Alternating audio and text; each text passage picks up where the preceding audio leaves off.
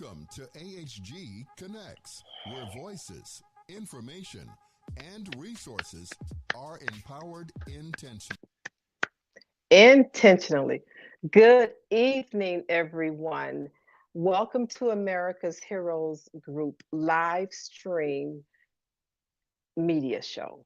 My name is Yvette Jones Swanson, and I am a National Veterans Homeless Housing Advocate and Consultant. I'm also a realtor with Real People Realty. I've been a realtor now for 26 years, and I house homeless veterans. People say, what? And I've housed homeless veterans for the past 22 consecutive years. In fact, I've housed more than 5,000 homeless veterans. And when I say I, and it was me too, created those housing solutions for those unhoused homeless veterans. As a realtor, we get to choose who we serve in our community. And I resonate more with veterans since I was too a homeless veteran several times, looking for those resources to get me out of those sticky situations. And as a female former homeless veteran, like a lot of female veterans are, situations happen. In my case, it was due to domestic violence, and that's why a lot of us run away, and creates that uncomfortable space of being homeless and having nowhere to go and having no resources to even find some glimmer of hope. As a former homeless female veteran, I was in the Army, by the way, I would go to my local VA and ask for help. I'm a homeless female veteran, and my then husband was currently serving in the Marine Corps, and I still had no solution from anyone at the VA. So as a realtor, meeting other homeless veterans of every walk of life, homeless veterans who lost their jobs, who were discharged homeless, who were released from incarceration homeless, who were seniors and homeless, single parents and homeless, families and homeless, disabled veterans and homeless. I can go on. I think you get the drift, though. All of those veterans have crossed my path, and I know their stories. That's why I can say the category so quickly off the top of my head, because I've housed every single one of those veterans. And every time I encounter a homeless veteran, it feels like a piece of scab is coming off of a sore that was supposed to heal a long time ago. But because I encounter these homeless veterans over and over every single day, sometimes even on the weekend, that scab tends to peel apart. And that sore doesn't feel good. So I want to take care of it. I want it to mend. And the only way I could mend that is to house that veteran who is on the other opposite end of my phone. My name is Yvette Jones Swanson. I am an Army veteran, National Veterans Homeless Housing Advocate and Consultant, realtor with Real People Realty, and I was just awarded and have my award from the Illinois Department of Veteran Affairs as one of the 25 women veteran leaders in Illinois for 2025. I've been housing homeless veterans for 22 consecutive years, and it won't stop because the veterans they keep ending up homeless for any of those reasons that we discussed earlier. So what do I do about it in my business, my company, Yvette Mentors, LLC? My company is SBA certified and VA verified. My company is Service Disabled Veteran-Owned Small Business, Veteran-Owned Small Business, Woman Business Enterprise, Minority Business Enterprise, and a host of others. I have a website, so go look at the website and it'll give you all the information and accolades and the powerful things that we're doing in this community to house homeless veterans. You know, so what I want to talk to you about this evening is my newest, let me see it, well, I'll just tell you the name. U.S. Military Veterans Resources and Educational Book Series. And here's one of those books. So this book, A Realtor's Blueprint, The Veteran's Path to Home, Navigating the Journey from Homelessness to Home Ownership, has been approved by the Illinois Department of Financial Professions, with IDFPR. Illinois Department, IDF, Financial, IDFPR, as a 3-hour elective course. And because of my company, Vet Mentors LLC, being all that it is, I have certified the course. So any realtor who takes this course, any concerned citizen, you're involved in the community and you want to know how to serve as a homeless veteran who crosses your path, because you just won't know unless you get the education. It's not the same way as housing a civilian who has a good job, great credit. You know, they have everything going for them. So when they fill out the application, it's like approved. But when I'm on the other end, and I call and I say, hey, and I disclose, because I don't want anything to come between me getting that veteran house, that homeless veteran house specifically. I let them know this is what we're working with, the good and the bad. In your mind is bad, but in my mind is all good. And in some cases, it's a no, because you have veterans who, like I said, first of all, are homeless and they're trying to find an apartment with no money. And you want to tell me you can get a homeless veteran house with no money? And I'll tell you yes all day long, because I know how to use the resources that they have. They could have a HUD-VASH voucher. They could have SSVF funding, that's supportive services for veteran families, and these organizations, $3.2 billion. We're in that fiscal year from 2024 to, I believe, October 2025, October to September. I forgot. But it's $3.2 billion that these organizations have to use to support veterans' homelessness, at risk of being homeless, in need of paying back rent so that they won't be homeless, educational resources. So these organizations have to use that money. But how do you find these organizations, says this homeless veteran, says this family member, says this social worker, because they're limited to knowing just how many resources there are in the community. For instance, when I first started housing homeless veterans at Jesse Brown and Hines VA here in the Chicagoland area, I was working with social workers and case managers who only knew what they were taught in the office.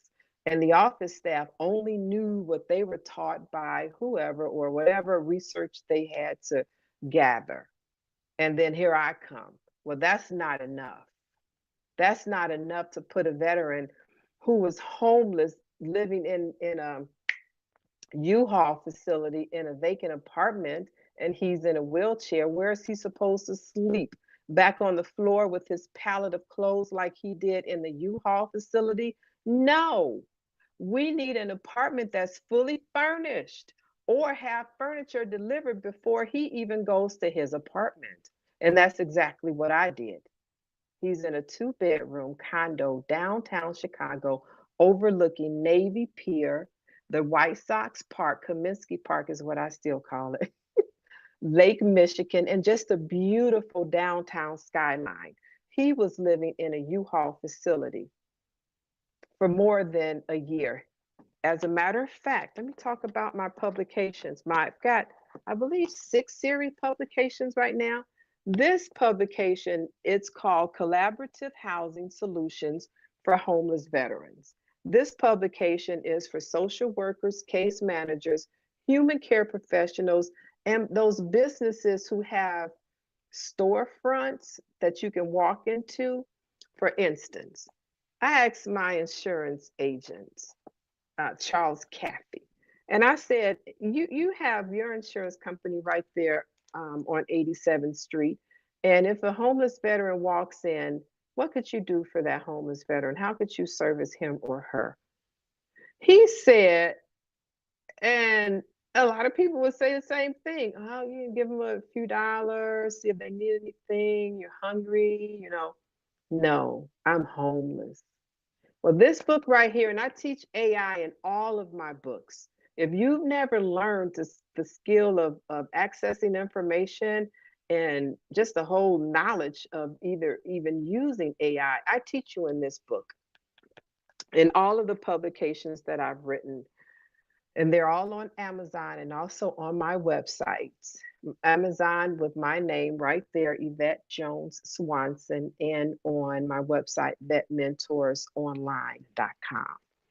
So in my series, you have the book for social workers, case managers, human care professionals, and those businesses that they see a whole slew of homeless veterans. They're like, I really want to help, but I don't know what to do.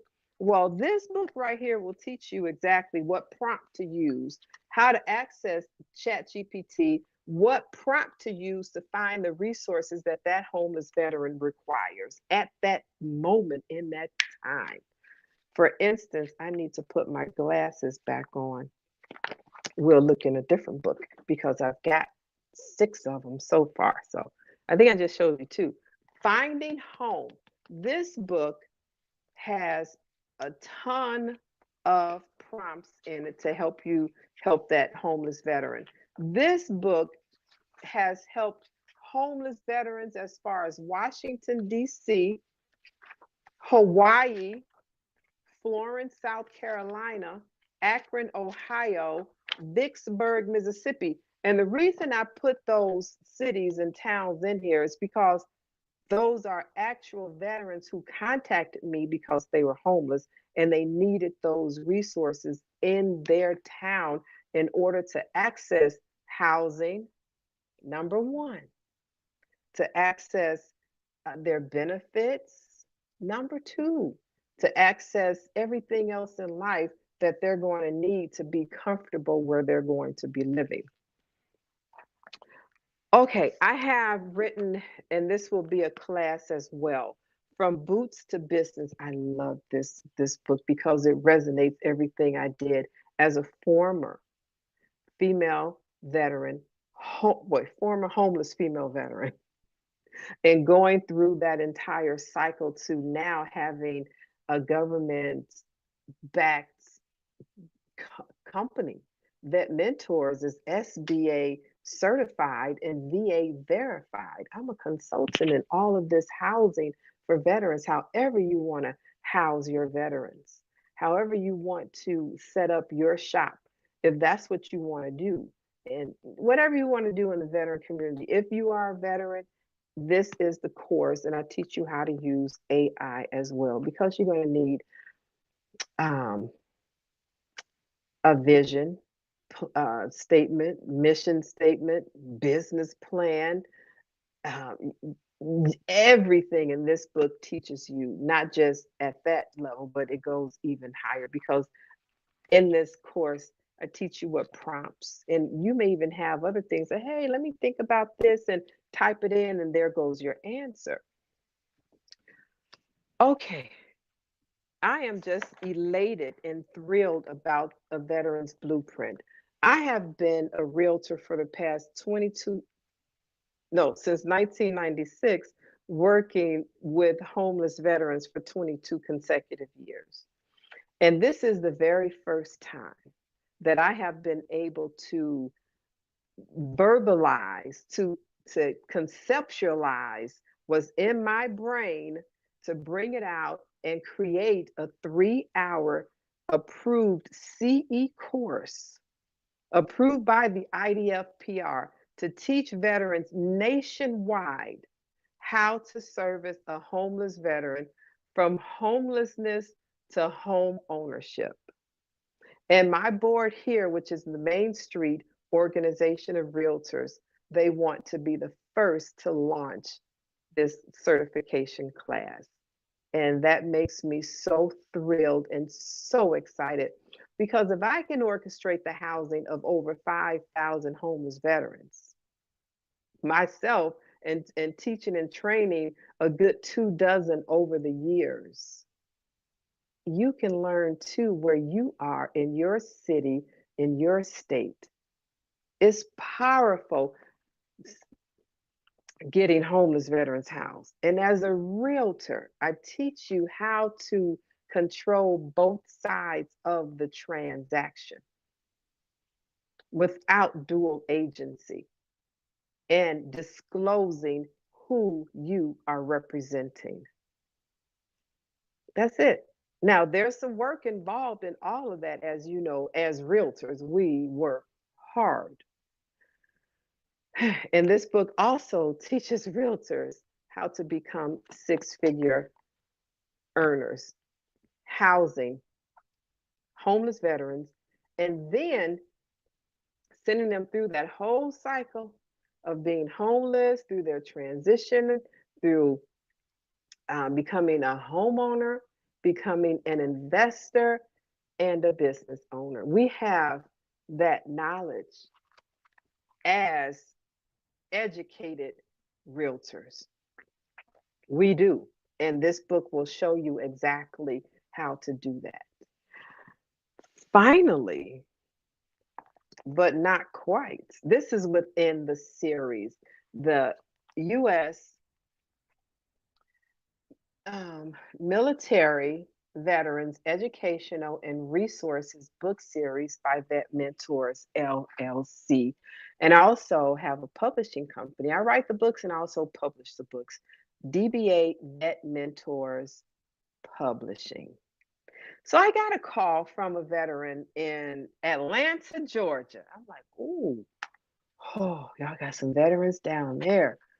So she said, yeah, I've been wanting to do a veteran care home. So bam, I wrote the book, not just for her.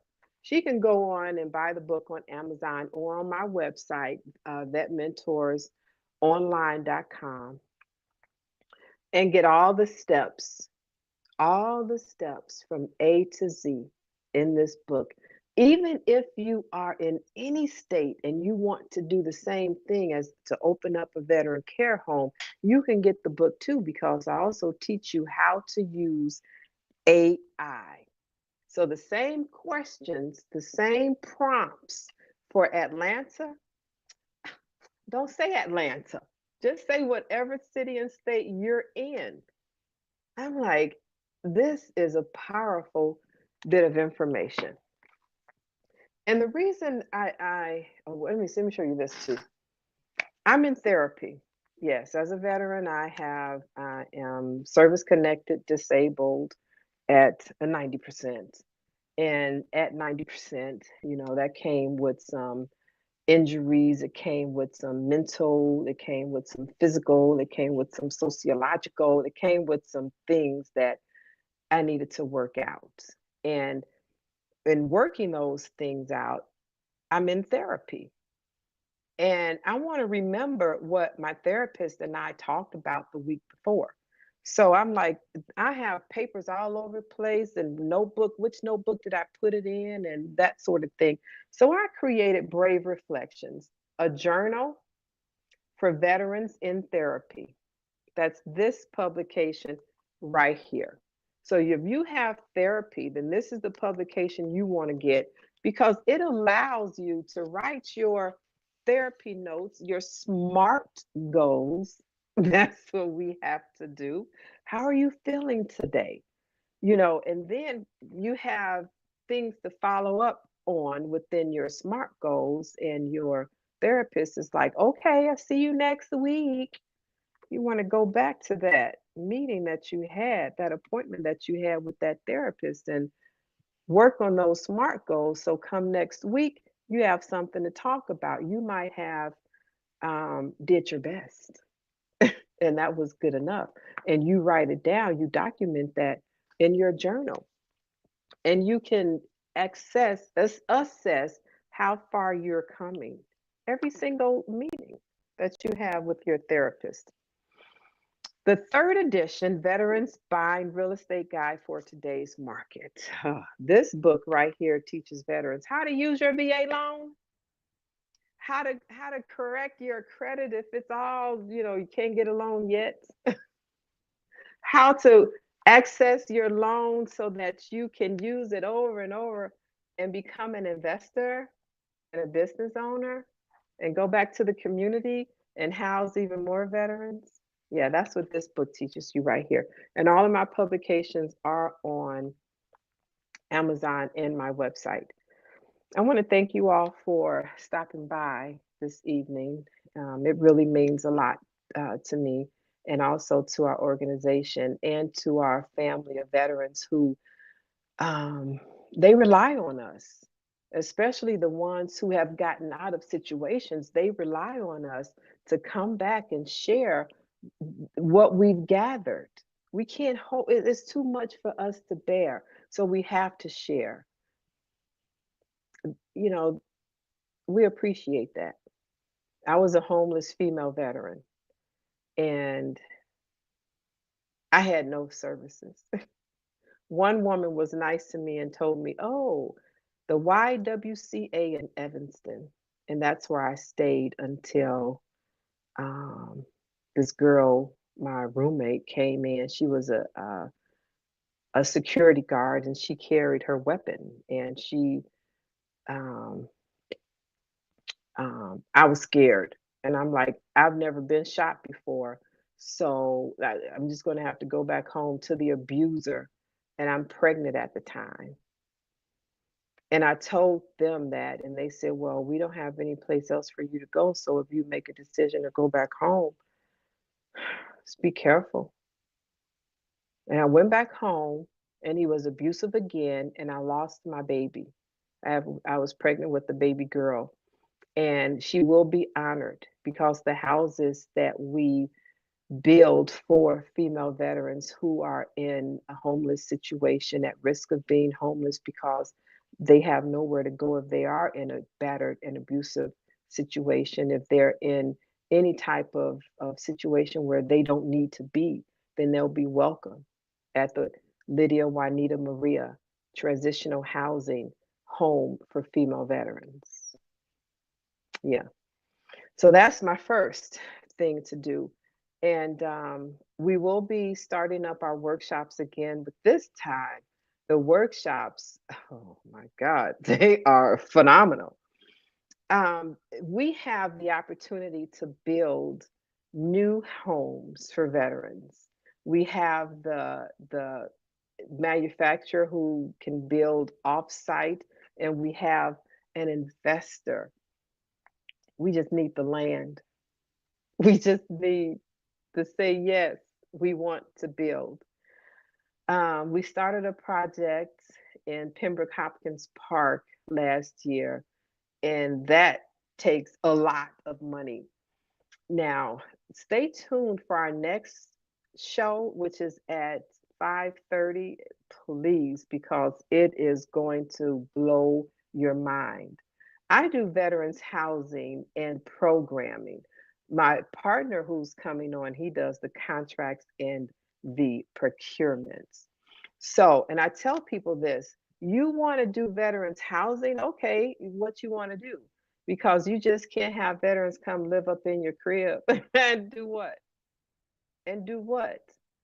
Veterans, we need that stimulation, we need that direction, we need those orders. What's our next move? So you have to have a program. And once that program is successful, then you get a contract and procurement. But how do you do that? Well, that's what Derrick and I are going to talk about in our next segment that's coming up at 5:30 p.m.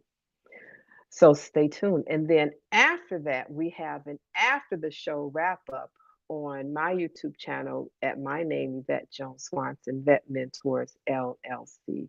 And it all comes together. We are thrilled that you've been here this evening on behalf of America's Heroes Group live stream digital media show. You're watching Yvette Jones Swanson, National Veterans Homeless Housing Advocate and Consultant, Realtor with Real People Realty, former homeless female veteran. And I am just thrilled that I'm still here after 22 years of serving in this veteran community space and getting over 5,000 homeless veterans housed. When I said that the first time, people started coming at me. My assistant from back then, she said, Miss Yvette, Miss Jones, it was more than 5,000. Other agents who I trained, who I worked with, they said, yeah, Yvette, it was more than 5,000. You have to understand, housing homeless veterans before former President Barack Obama reenacted the Homeless Veteran Act, veterans were just homeless. There were no resources. And that's probably why I didn't get any. So stay tuned for our next broadcast to see how we're putting this homeless veterans and these contracts together to help you house even more homeless and unhoused veterans. Thanks for watching. God bless you. Good night.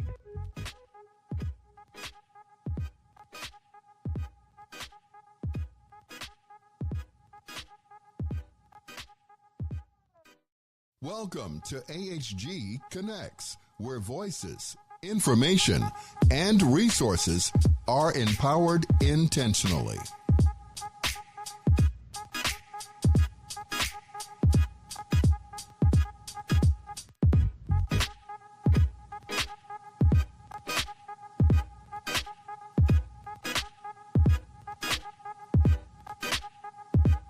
Market, advertise, and sponsor your business with Vietnam veteran Cliff Kelly and America's Heroes Group, where information and resources are intentionally disseminated via radio, print, and social media. Call our office for more details at 312-803-2618. I'm Ken Jennings. All of us here at Jeopardy want to thank you for your service to our nation. We truly honor and appreciate you, and what's more, we're looking for contestants like you to play on our show. So head to Jeopardy.com now and take the Anytime test, and we're looking forward to seeing you soon right here on the Alex Trebek stage.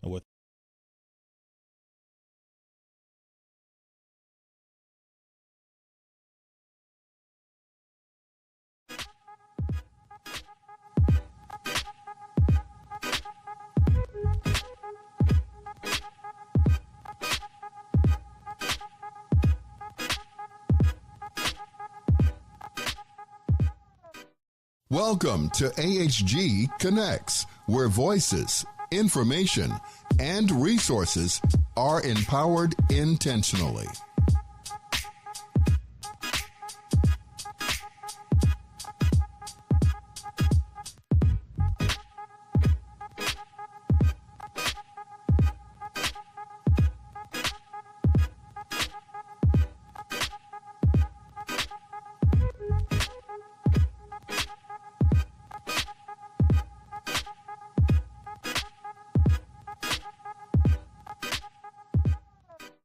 Welcome to AHG Connects, where voices, information, and resources are empowered intentionally.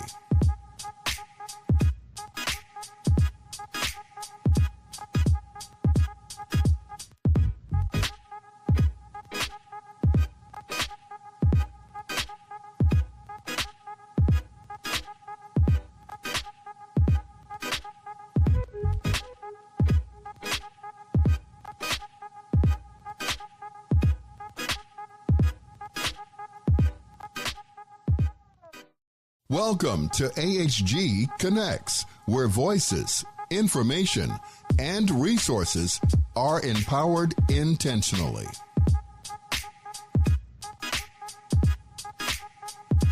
Market, advertise, and sponsor your business with Vietnam veteran Cliff Kelly and America's Heroes Group, where information and resources are intentionally disseminated via radio, print, and social media. Call our office for more details at 312-803-2618. Market, advertise, and sponsor.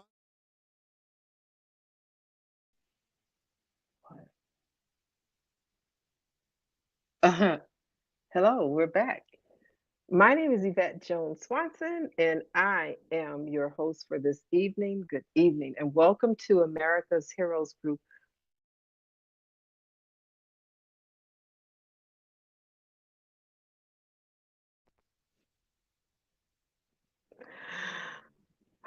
So, I'm waiting for our guest, Mr. Derrick Green, to come on. I think he might be having some technical difficulties, but it's very important that he gets on the show this evening because he's talking about the contracts and the procurements.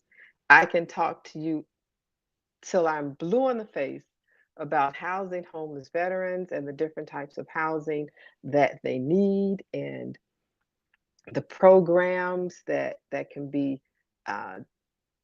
be created in order to apply for those contracts.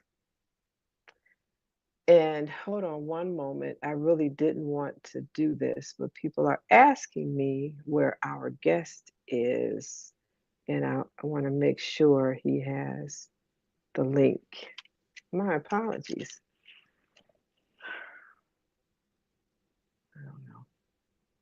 I don't know. But anyway, so what we've been working on and who we've been working with. So we've been working on creating programs and strategies for investors nationwide. Yeah, you heard me, nationwide, to set up veterans housing and programs and to apply for. And that's what I don't talk about is the contracts and the procurement side. Even though I am service disabled, veteran-owned small business, veteran-owned small business, all of those certifications, I'm not the one to go out and look for contracts so that you can procure that business from the government to help fund your housing. That makes sense. I do the programs and setting up, the programs within your facility, whether that's a single family house or like we're looking at motels in Texas and raw land in Pembroke, Hopkins Park, Illinois, and land that just needs to be developed on in Georgia, more land that was presented in Indiana. So all of these different opportunities, we talk about veterans housing and contracts and procurement. So I don't want to bore you, but what I did want to do, because I've never done this live, it's on Facebook and my YouTube channel, but I've never done this. All these years, I would receive letters from organizations, social workers, case managers, human care professionals, um, companies, just acknowledging the work that I've done for them and their organization, or for the veterans that were referred over to me. And this is one letter that I'm like, oh, wow, this really, really made my day. After I started pulling these letters out and reading these letters, I'm like, I'm bad mama jamma. So this letter, a lot of letters are in this book, in the collaboration for social workers, case managers, and human care professionals, so that they can see what types of relationships they can garner. Hey, our guest is here. Oh, well, he's not our guest, he's my co-host. He's the yin to my yang, Mr. Derrick Green. We'll read my letters later. Or get the book, Collaboration. Get the collaboration book for social workers, case managers, and human care professionals. Derrick Green, Mr. Derrick Green. He's on mute. This is so important. Popped off. He popped off. So I'm going to start reading my letter. I'm going to start because you really want to hear this letter. This is really, I like, wow. You know, in housing so many veterans, you move quickly. You don't have time to smell the roses because you've got thorns growing up between those roses, and you got to pull those roses. Well, thorns are on it anyway, forget it. So this letter is dated February 18th, 2015 from Michael Realty. To whom it may concern, over the years I have come to know real estate broker and leasing expert Yvette Jones of Real People Realty, located in Frankfort, Illinois. During my 30 years in real estate, I have owned banks, mortgage companies, and I have lectured judges in the Chancery Division in both Lake and Cook County regarding receivership, and as a receiver of over 100 different properties. Our firm has managed over 4,000 rental units across Chicago and in the nearby suburbs. And as an example of our clientele, Michael Realty represents New Midwest Rentals, a partner and major shareholder that consists of Gerald Forsyth, a multi-billionaire who owns companies around the globe, inclusive of Index, Power Worldwide, American Enterprise Bank, and Blue Harbor Resorts, just to name a few. Whenever we are in need of a specialist for rental units, whether it is residential or commercial, we turn to Yvette Jones. Her expertise with Section 8 CHA Department of HUD shares no equal. I highly recommend Ms. Jones now and in the future, as she has been dependable in the past.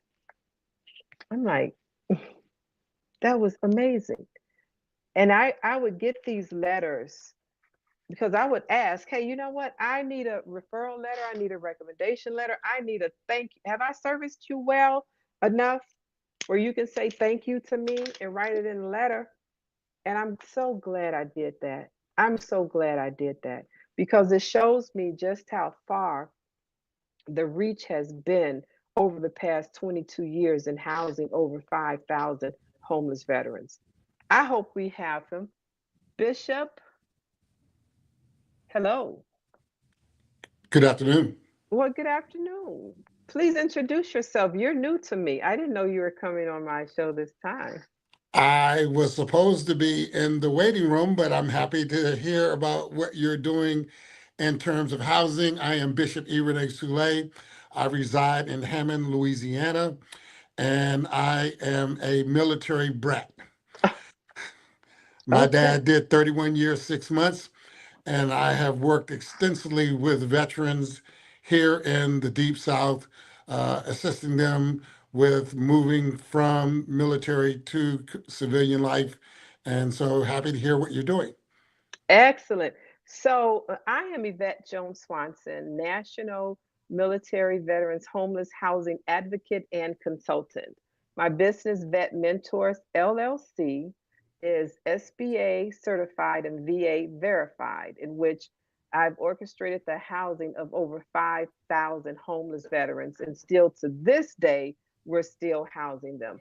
So, but I'm gonna cut that short because now I have my real co-host on here to talk about how we go from housing all of these homeless, unhoused veterans in facilities and creating programs, and then going and getting contracts and procurements. Whew. Welcome. Hello. Can you hear me good, Yvette? Yes, I can. I had some serious technical difficulties that weren't actually technical difficulties. We had service down in the area. We had, unfortunately, our little grid, our Wi-Fi and cell phone towers went down. Somehow that's all connected if you have AT&T. So it looks like they got the problem worked out. But yes, I'm thankful to be back with my glorious partner right here, who I'm very very excited to assist in this endeavor as a three-time combat veteran myself who was once homeless. This always resonates with me. Now I noticed the bishop was talking. Did he have something that he needed to finish? He's gone now. We can invite him later or be on later to see what he's doing, and we can connect because it sounds like we can connect. Okay, good. Okay, okay, sweet. But yeah, so it's first and foremost, what's interesting. I was having a conversation with a couple folks, and then you and I had a conversation earlier. Mm-hmm. And just to segue into what we're talking about, right? So I'm here in the Houston area, and I'm about to make some enemies in Houston right quick. Because I got to do it, So Houston gets a lot of attention for being this beautiful business city, especially one of the places that quote unquote black people can come and thrive, right? Like Atlanta, Chicago, DC. It's in that line of that line of cities. Yeah. Right. However, when I moved to Houston, I quickly learned that it's more so a hustle city than anything. And here's what I mean by that. You have strategizers and then you have hustlers. Strategizers are people who move with the purpose and everything they do is very intentional. Your hustlers are people who's just looking for the next quick money grab. Now, if you're a hustler, hey, look, I'm not hating on you, man. Do your thing. Do your hustle, right? But my problem is what you're not going to do is hustle my veterans. That's right. And so all of that to say this. I was having a conversation, and I was talking to a commercial realtor who knows a lot of the people in this, who also knows a lot of the people in this area that does programs for homeless veterans. And next thing you know, I get her on the phone with some other folks, and it was like, yeah, I heard that if we have a house with this many rooms, we could put this amount of veterans up in each room and we could have up to maybe 3 and in some cases even 4 veterans in each room, and we can get up to this amount of money for each veteran is with this program and that program. And I'm sitting there listening. And I'm sitting there listening, and I'm like, wow, everybody. So basically, homeless veterans, that's become the hustle now. So all that to say this, when people come and speak on the program, when people talking to Yvette, who is very acclaimed, highly acclaimed nationally in what she does. I'm pretty acclaimed on the as a CPPO on the procurement side. I would always tell folks to err to the side of caution, because if you're in this for the money only, if you're only in this for the money, in many cases, you'll find yourself overlooking very, important compliance factors. And when that happens, everything, you lose credibility, you lose the money, you lose access. You'll probably get blackballed from being able to do the program in the future. And last but not least, you probably just shouldn't be doing this if you don't actually care about the vets, Yeah, because there are cases where you can have three veterans in a room, but will Derrick Green get involved in an endeavor to help you have three, four, five vets in a room? Probably not. that's I too would tell many. you, I would encourage you to go do something that you can afford if it takes all that. Yeah. So You let me know. let me ask you this, and I'm glad you brought that part up about facilities, agencies, companies, programs losing their funding, because Mm-hmm. I have seen it happen. I have Mm-hmm. seen where one organization the organization was thriving, two Mm-hmm. locations, multiple floors, and lost that funding due to, not doing the right thing. What that wrong thing was, I don't know, but it was enough for the funding to be pulled back. Let me ask Mm-hmm. you this: how Mm-hmm. does Sky's SDVOSB is Service Disabled Veteran-Owned Small Business Certified designation Mm-hmm. open doors to exclusive government leasing and contracting opportunities? Well, what we do first and foremost, the fact that we are just like yourself, SDVOSB. For those who don't know, SDVOSB, Service Disabled Veteran Owned Small Business. Yes. I say that constantly on all of my channels because I want people to get accustomed to hearing that long acronym, Mhm. SDVOSB. So here's why I'm leading with that part. I'm going to answer it in a two-part question. First and foremost, as a SDVOSB, we automatically have been entrusted as first source for federal procurement opportunities. Yes. So that mentors is a SDVOSB. Sky Acquisitions, which is our company, the partner to Vet Mentors. Here's why that's important, because as an SDVOSB, you have already demonstrated to the government that you have put in enough work. You possess enough experience. One of the things they do is validate that you've been doing this full time. A long time. They validate that you've been doing this full time for a long time. They validate that you've been paying business rent. They in a facility outside of your home. They validate that. They validate that. It's another thing. It just left my mind. They validate that all of your workforce development and operational and policy parameters are already in place. Hmm. So you're trusted. Now the other piece is this: given that not only are we SDVOSB, but Sky, we also bring the procurement expertise. Yes. Now, here's another reason that's important, because for those who don't understand, when we say procurement, that's just a fancy way of saying the government contracting professionals. We call them acquisitions and procurement professionals. They are the people who create the evaluation criteria by which contracts are awarded. They also set the competitive range, Hmm. which determines whether or not you're one of the best qualified companies to do this. Yes.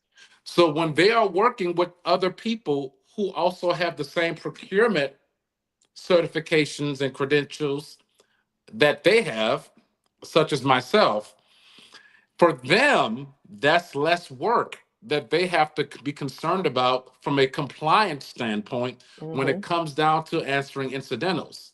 So, the first thing they're going to do, they're going to look at our documentation and see that we're SDVOSB. Okay, we can right off the back, we know that we can potentially create sole source opportunities for them. Yes. Secondly, they're going to look at that I'm in partnership with Vet Mentors. Okay, wow. Okay, so SDVOSB, which means they have first source, and then they're partnering with another veteran-owned entity who has already housed more than 5,000 homeless vets.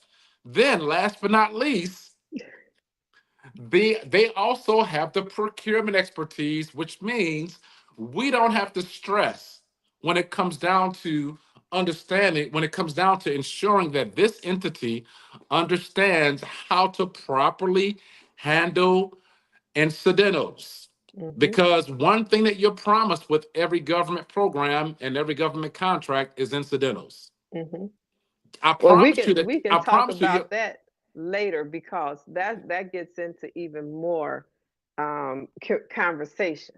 So we can Yes, talk about that after the show because we have. Let me see. Let me put on my glasses here. All right, we have about 9 or 10 minutes. So beautiful. ask me your question that you had for me, and thank you for that robust answer too. That was Okay. very intelligent.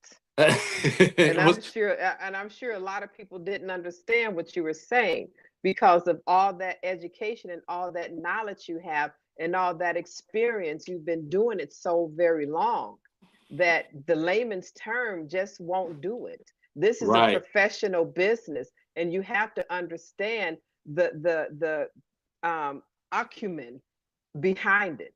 That's right. So ask me my question, please. That's right. Thank you. I I'm love just it. saying. I'm That's just, right. Okay, so now I want, matter of fact, I have a few questions, but I want to jump right to my number two question. Because I think that this is so very important. But I want to ask the question, what made it possible for vet mentors? And I pretty much know because we've been developing a very strong business relationship over time, but I need everyone else to understand mhm. what made it possible for vet mentors to house over 5,000 homeless veterans successfully. Mm. I walked into that door and I listened to the social worker case manager at Hines VA, and I listened to all of their social workers, and then over at Jesse Brown VA, all of their social workers, and then all of these other organizations that were SSVF organizations receiving all of the funding to spend for veterans housing. And I said, they don't know what they're getting into. Hmm. So as a realtor, I had already been housing homeless, emancipated youth, seniors, and then I started meeting veterans who were seniors in wheelchairs at an SSVF organization for Hmm. disabled people. Mm-hmm.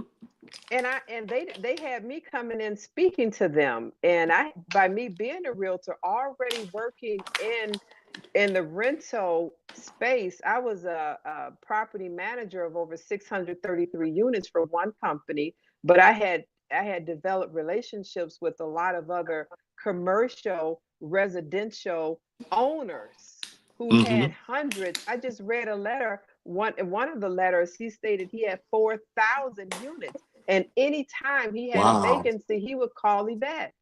I kept a robust list of vacancies amongst 200 to 300 investors, you know, individual property owners, big Mm-hmm. commercial residential property owners, property management companies, the townships. You know, so I had all of these units, and I'm educating the social workers, and that's in this book right here. Educating everything I educated these social workers, case managers, human Mm-hmm. care professionals on, and bringing these veterans to these owners of these properties that were going to sit vacant or not receive guaranteed rents every single month, Mm-hmm. and wraparound services, case management from a VA social worker or case manager. Because if you think about it, a homeless veteran who was homeless for a long time, it's hard to cope when you move into a vacant apartment. Now Mm-hmm. you feel Mm-hmm. alone, you feel isolated. Now you're not coping very well. So I came in with a ton of resources, a ton of strategies, to get them a bed, to get them a TV. I was the vice chairman of the Veterans Commission in the village of Park Forest, Illinois. Mm-hmm. And another veteran girlfriend of mine, she said, Yvette, they need furniture and furnishings. I said, I know. Mm-hmm. So together, along with the commission, we started a veterans closet. So now Mm-hmm. these veterans can come and get the furniture and furnishings for free. Mm-hmm. This will give Mm-hmm. them a leg up. But it was very easy for me because it was something that I needed to do, not just for them, but to make sure it'll never happen again. Mm-hmm. Because as a former female homeless veteran, there were no resources for me. Mm-hmm. I was a battered wife running away from a Marine, and I would go to the VA and none of the social workers, Wow. case managers, RNs who was checking me out, nobody knew how to help me. Wow. Nobody. So I made That's it my mission to find and gather these resources to house these homeless veterans. And now together we're putting together housing programs. And you over here, let me see, over here, that's right. you're That's right. doing, We got to do it like that. All right, that. yes, contracts and procurement. So with my knowledge and experience and just housing so many homeless, over 5,000, and Mm. creating programs for each one. And for some of the buildings, some of the properties I filled up a 40-unit building in 3 months.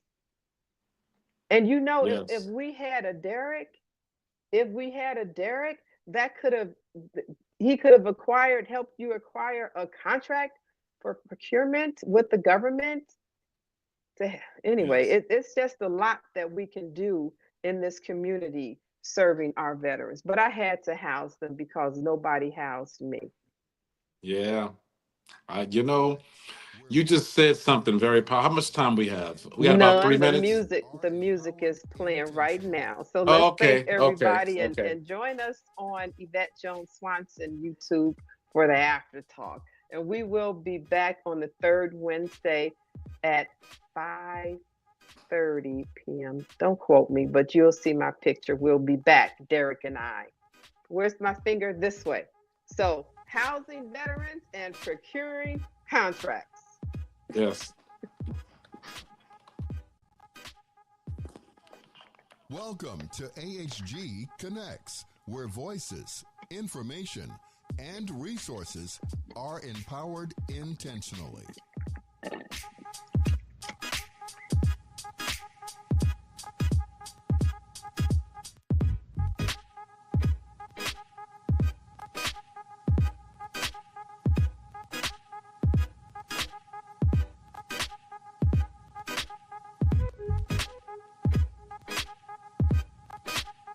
Market, advertise, and sponsor your business with Vietnam veteran Cliff Kelly and America's Heroes Group, where information and resources are intentionally disseminated via radio, print, and social media. Call our office for more details at 312-803-2618.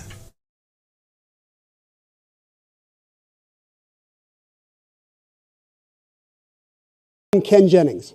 All of us here at Jeopardy want to thank you for your service to our nation. We truly honor and appreciate you, and what's more, we're looking for contestants like you to play on our show. So head to Jeopardy.com now and take the Anytime test, and we're looking forward to seeing you soon right here on the Alex Trebek stage.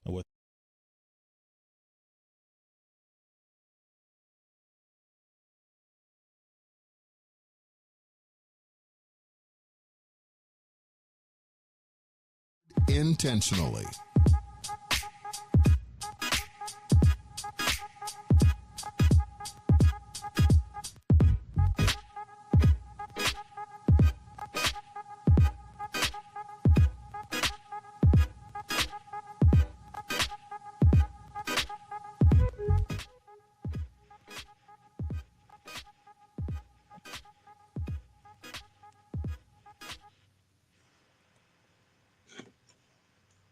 Hello, everyone. My name is Ryan Harris. I am the Executive Director of Tomorrow Starts Today, and joining me is my coach, Bishop Rene Soule. If I pronounced it right, I even get that Yes, wrong. you did, Ryan. How are you, sir? I'm all right in yourself.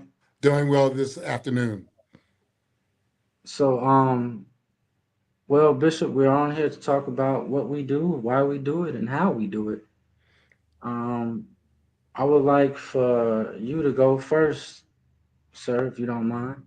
I'd be glad to. Thank you. And we are grateful for American Heroes Group and the audience that is listening. And Ryan and I connected on rolling out STEM programs for our youth, young adults to help them to get into high growth, high demand occupations. And as we rolled this program out in Hammond, Louisiana, we began to notice we had a lot of kids who were into the arts. So we added arts to our STEM program and launched STEAM, providing that same service and opportunity for those young people who are into pixel art, audio engineering, sound technology, and other components of the art community that are high growth, high demand occupations. And for me, what tomorrow starts today, as Bishop was just mentioned, it started. Well, right now, we're just doing fourth to sixth grade at CICS Lloyd Bond to get children started in STEM as early as possible. The two quotes that I go by is Tupac, "I will spark the brain that will change the world," and the other one is by Frederick Douglass. It is easier to raise strong children than to rebuild broken men. Um, so it's been a roller coaster, to say the least. The first 2 years, I was doing everything out of my pocket. I didn't turn it into a nonprofit organization until this past October with the help of the bishop. Going through everything, I tried to go through LegalZoom, and I guess they had their C team, not even their B team there. And Bishop was on the phone with them, and next thing you know, he said, "Sergeant Harris, don't worry about it. We'll just work it out, and then I'll help you with it." Then, no later than not even 20 days, I had my 501c3 status. I was happy. I was trying to get every other grant and every other thing that was available. But come to find out, I had to do more work. And that's the thing about being a business owner. You think that, okay, I do this and then I'm good. Next thing you know, it's something else. Then that something else just compartmentalizes and add more to it. An example in the state of Illinois, it's another sheet of paper that I'm waiting on the status of to get back so I can receive my tax exempt from the state. Everybody just doesn't go by federal. And as I said before on here, each state is different. So you have to go according to each state while you're doing your non for profit. Like I have family in Gary, Indiana, and we plan on doing a not a veteran, an elderly computer literacy program for the elderly because of what goes on in the world with computer literacy and some of the elderly, like your steel workers and your retailers, they have not had this internet or technology boom using these apps and people cheating them and things like that. So in order to protect the elders, my aunt, she asked me to come out to Indiana, Gary specifically, and host a class for them. So that's on the agenda list for me for within the next, I have to say 3 to 6, 9 months. Yeah, 3 to 6 or 9 months. I should be out there doing that. Bishop, what else? What does your calendar look like in the future for your programs? Well, first of all, I want to commend you on that program for our seniors because it's a big issue, elder scam. It's a major issue across America. And because many of our seniors are not familiar with technology and the scammers are really good today. I had one who made a email from the post office looked like it came from the post office, but it didn't. And they were asking me to pay for a additional fee for a package that I had next day delivery. And I'm going, I know I had the right address. So I went down to the post office and asked them, well, what's up with this? And they said, well, this is not from us. And it looked just like, I mean, to the naked eye, you could not determine that it wasn't from the post office. And had I just clicked on the button and paid the additional fee for the delivery and not challenged that the address I gave them was correct, then they would have gotten my information and who knows what would happen. Something as simple as that. Yes, they would have. The minute you clicked it, they would have had access to all your information and Yeah, so upcharge. so so that elder scam is a big issue. But for us here in Hammond, Louisiana, one of the big things that we're moving in with our STEAM programs, and we're more training oriented, and that is we're trying to get those young people, grade 6 and up, into a passion area that will help them go into what we call high growth, high demand occupations. We hope that would be STEAM, but it could be construction, it could be some other arena. But the most important thing is helping that young person find their passion, because more than likely, if you help them find their passion, they will find their purpose, and now we can work together. Yes, sir. Yeah, I completely agree with that. About the construction, that's something that I was thinking about myself. I mean, Yes. obviously, I'm not that far. I'm still learning. I'm still growing. But in Indiana, for example, Gary, Indiana, they have these homes that's you're talking about $2,000, and they're selling them between 0 to 10,000. Then they're reselling them for 100,000. I was thinking, and maybe I shouldn't be saying this over the internet, but I was thinking about getting the homes, finding licensed carpenters, licensed plumbers, licensed electrician, and getting high school kids, and that'll be the indirect labor. I'm saying indirect because I know labor laws and things like that, and have them under the tutelage of those licensed career journeymen at the places. And the only thing that the journeymen have to do is teach. And then once I purchase it under my nonprofit, I rinse and repeat, constantly do it over and over again.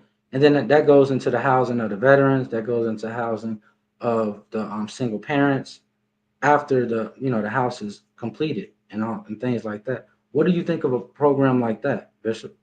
It is most needed, and that is a new sector that we're moving into. Um, and that program is called our Hammond Housing Renaissance Program. And what you just described is exactly what we're doing. We have a lot of vacant, blighted air property in our city. And many cities, counties have the same situation. And it's been abandoned, been vacant, just sitting there, squatters, not collecting taxes. Some of it's run down. And so through our nonprofit, Mixon-Clayton Bridge Builders Memorial Foundation, and partnership with the city government of Hammond, we are rolling out a program to acquire those properties at fair market value, uh, rehab them or raise them and build new home ownership on those same lots for the residents of the city of Hammond, for those who are low income and moderate income individuals. So this program that you talked about, Ryan, there is a national model called Youth Build, and they have one in Gary, and they have one in Chicago. And I ran a youth build program. As a matter of fact, I ran the only residential youth build program, which I think is the best model for helping those young people who are challenged with educational success and achievement, and getting them into a structured VOTEC training program that runs the school year cycle, getting them back to getting their high set. Now we used to call it GED. But while we're doing that, now we're putting construction training in their hands so they can go out and be those journeymen, journeywomen, and then go ahead and get into the industry, get them a certification, their national construction um, certification, education research, And that certificate is recognized by every major contractor in the United States, and that could be HVAC, plumbing, welding, carpentry.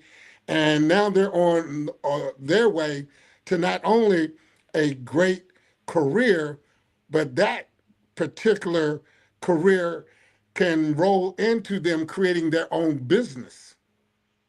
Yes, sir. And hiring other people. And what you're saying the nonprofit can do is become a real asset to the community in which they serve by helping provide high quality housing. I like that term. I like the term high quality housing because we get into the NIMBYism when you start using terms like affordable, and everybody thinks Section 8. That's the first thing they think when you say affordable. Affordable housing is your teachers, your policemen, your educators, your firefighters, your municipal workers. That's affordable housing, but nobody wants that in their neighborhood. But we need all those people to live in our community because they provide a valuable service to us. So high quality housing is what we are going to be creating in the city of Hammond for low to moderate homeowners. Now the question always is it affordable? Well, nobody's going to give you a mortgage if you can't pay the note. That's a that's a no-brainer. Why are you asking me that question? The mortgage company takes care of that. But I got to get the house at a price point that they can be comfortable purchasing and be able to take care of the other things that they need to take care of. And what you're talking is much needed in America from north to south, from east to west, from urban to rural. It's much needed. Yes, they just recently had a vacant lot auction out here in Chicago, where obviously they auction off the vacant lots. So another passion of mine with the STEM, and today we just introduced it with the children. We're going to be building a website. We have to get permission from the parents to have them, on the website. But I was trying to expand upon everything that I do with them to let them see different venues and different avenues. Because if I just stick to building computers and flying a drone, then you're not going to see everything that you can do. And ironically enough, I think it is Oak Brook, the city of Oak Brook, they have a drone program for the police department.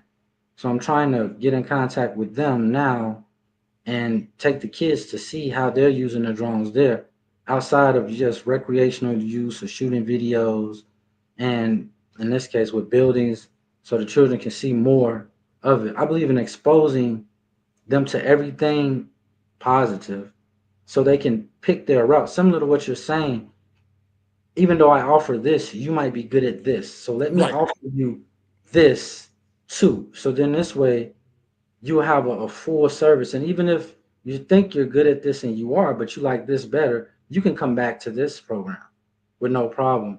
One of the gentlemen that I plan on bringing on so we can interview, uh, Hyde Park Chamber of Commerce, Mr. Wallace Good, he was speaking on an interesting take on job training. He was basically saying, stop doing job training the traditional way. Go to the job.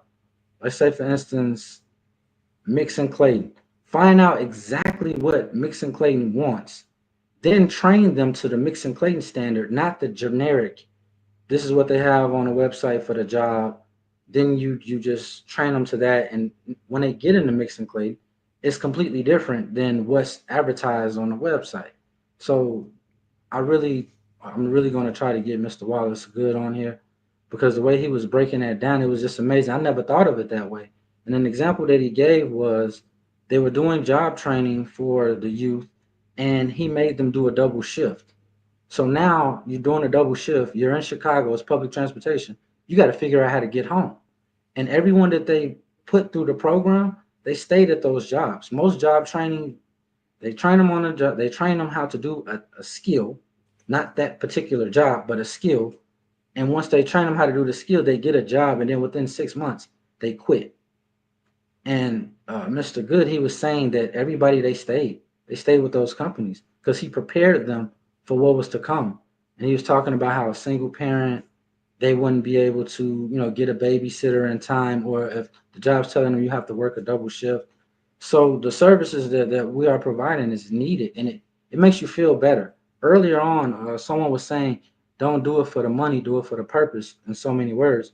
And I completely agree with them, because eventually the money will come, the things will come. But as long as you're doing it for the right reasons, that's what matters. And once those other doors open up, like partnerships, the way that I met you, the way that we met American Heroes Group, everybody is out to help everybody. And with the exposure, we can grow. We can all grow together. And that is so true, Brian. And my philosophy has always been it's about the mission. American Heroes Group is military based, and it's always about the mission, not the money. The service that you and your colleagues have given to America, it was never about the money, it was about the mission. And it's the same thing with the work that we're doing in our nonprofit world now. It's about the mission, and the mission is our young people. They need help. Our school systems, unfortunately, are not able to provide the quality education that many of our children need. And I'm not faulting the school system, but they pretty much have one method of delivery. And so if your child doesn't really learn at that delivery method, then sometimes they get lost. They get put into special classes. And it's not that they can't learn, it's just that you don't understand their learning style.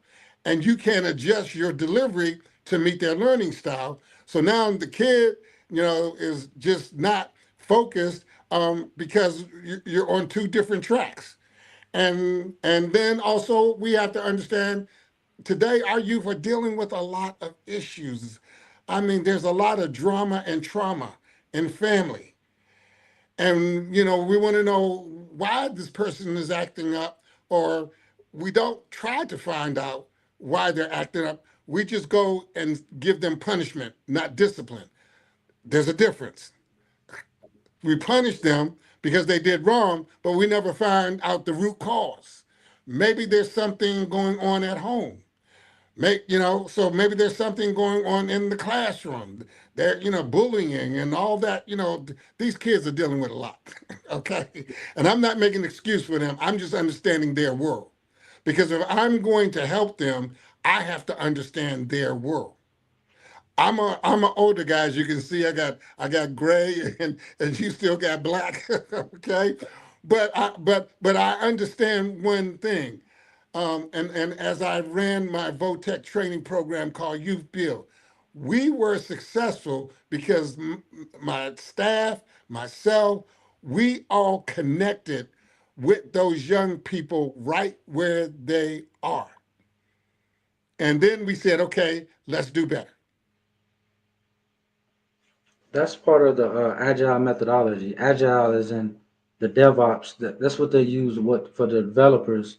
The agile methodology is start where you are. So basically, if I come on to a project, I don't try to scrap it. I don't do anything. I come on, okay, we're here. Let's work with here, and then slowly improve as we go.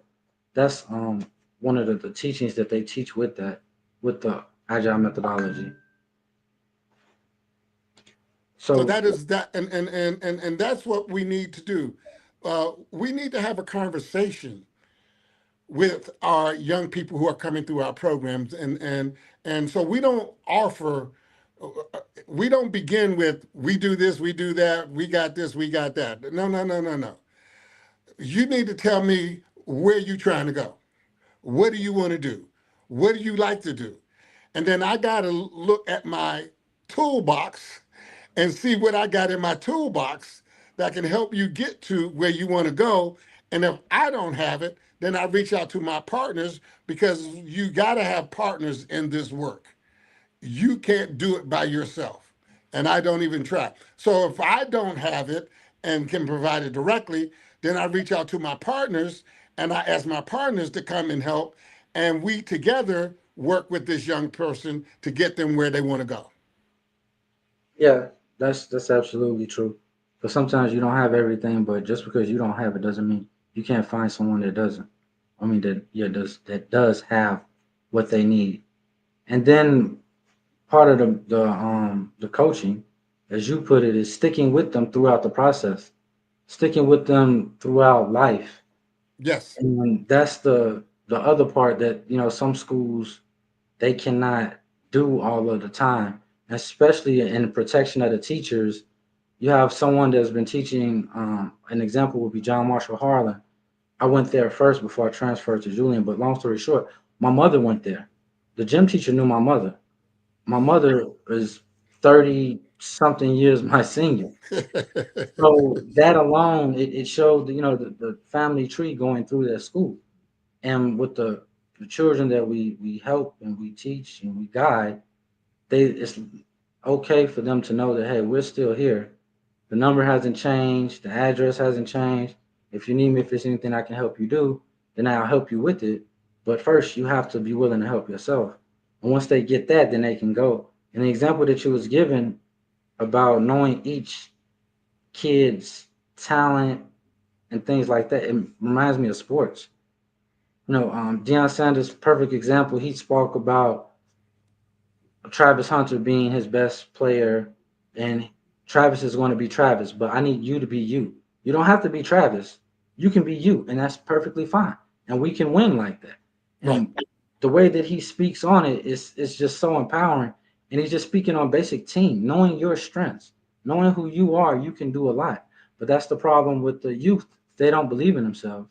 And I find that in the military too. With my troops, I'm trying to tell them, hey, you can do this, you got it. Don't worry about this. Get all this other stuff out of your mind, but they still fall short in belief when it comes to applying for jobs, when it comes to, self-belief, self-determination in some cases. This is why I wanted to start with the kids before I start getting with the older children and then the young adults. Because if I can start with them, it's slightly easy and they're preparing me for the bigger ones, the older ones that have way more problems than we even know about. Sometimes they don't even tell you some of the things are so embarrassing that they go through, so that they hold it in. And then when you relate to them, then they want to open up to you for you to help them grow. But once again, you got to stay with them. You can't just orbit, like what's the, you can't be in an eclipse once every X amount of years. You have to be and something they can see. and the thing that you have to understand about young people, and these and my daughter, oldest daughter, was blessed to go to a very influential private school in Washington D.C. Okay, I mean creme de la creme. But do you know that school had a problem with educating black male students? I'm Believe it. talking about they're paying $10,000 a year to go there. And they had a problem educating the black male students. And we did a study. I was co-chair of the Parents of Black Children with my dear friend. And we did a study on, again, how children learn and the social emotional needs of kids. And it boiled down to one simple thing. And although this was, a creme de la creme private school, we're talking about Harvard, Yale, Penn, Brown, they couldn't understand why the young black male students was not achieving the same amount of success as their counterparts or the black females. And it was very simple. Black males know, if you care about me, I'll perform. Okay? But at this school, the way they delivered, and it was a small class, you ain't talking about more than 12, 15 kids. So it wasn't like, they were overrun with kids. But the teacher, didn't understand how black male children learn. And when we presented that to them and helped them understand that, then the light bulb went off. Oh, so if I just say, hey, Bobby, how you doing today? Yes. Yes, that's simple. That's simple. Oh, I saw you. You had a good game last night. You're connecting. You got to connect with them, and they feel you. You know that if they feel you, they'll roll with you. Yes. Okay, they got to feel you, and they know superficial. They know fake and phony. Okay? So this, in a sense, is a calling. It's a calling. You have a special gift to reach a unique group of people, and you got to be true to your calling. And that's why we are successful here in Hammond, Louisiana, and building on that success, because we're true to our calling. We care about these young people's success. I like the way you put it. It's a calling. What do they call? Government's supposed to be a servant leader. Yes, that is exactly what it is. Servant leader. That is exactly what it is. And we need more of it. We need more of it at every level in America today. Yeah, I was talking with today we had class. I was talking with the kids, and I was explaining them that math is everything. Your phone, your watch, it counts the amount of steps that you take. The time is constantly counting.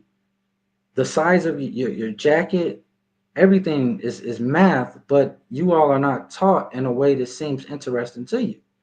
So after I got through explaining it to them, then they started asking me more questions. So you're telling me that the distance between here and the moon is math? Yes, that's math. All of that, that's a form of measurement. That's math. You don't need to know the Pythagorean theorem or the craziest trigonometry thing, but being able to count and understand that, hey, X amount of ounces equal a gallon. So now when I'm cooking, I know how much to put in for what. And I think that's one of the places where we as a whole, as a society, we kind of fail our children, where sometimes it's a check, sometimes my personal issues, I cannot reach the kids the way that I want. I cannot compartmentalize with myself to teach them or to reach them the way that I would like to, because life happens to everybody, so no one's perfect every day, but we strive to do it, which affects the teachers, and then unfortunately it affects the kids. Yeah. So what you're saying, I definitely. But and math was my thing. I'm an accountant. That's my degree. My degree is got. But I also had to be able to read. Remember the 3 R's? They don't have reading, writing, and arithmetic. That's gone out the window. Kids don't even know how to fill out a check because they can't write. They don't know how to cursive write. Okay, but one of the things about math, and when our time is running out, I want to put this plug in. You know, one of the best math games I use with our young people? Monopoly.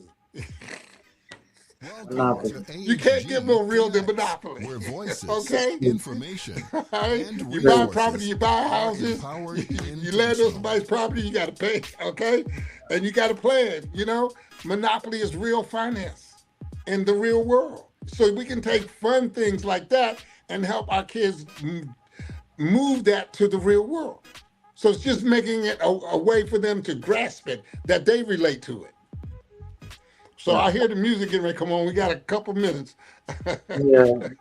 Thank you to American Heroes Group for advertising socks and string and steam matters. I am Ryan Harris. This is Bishop Soule. Thank you all, and have a great day.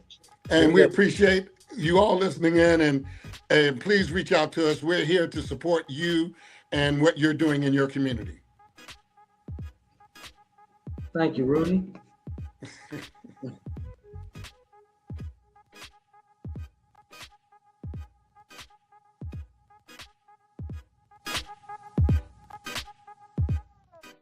Welcome to AHG Connects, where voices, information, and resources are empowered intentionally.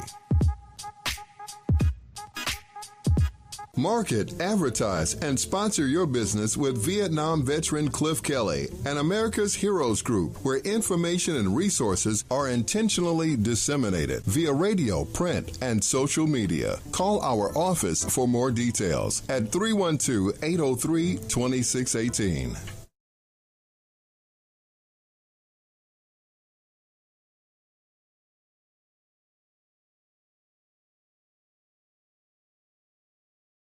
Ken Jennings. All of us here at Jeopardy want to thank you for your service to our nation. We truly honor and appreciate you, and what's more, we're looking for contestants like you to play on our show. So head to Jeopardy.com now and take the Anytime test, and we're looking forward to seeing you soon right here on the Alex Trebek stage.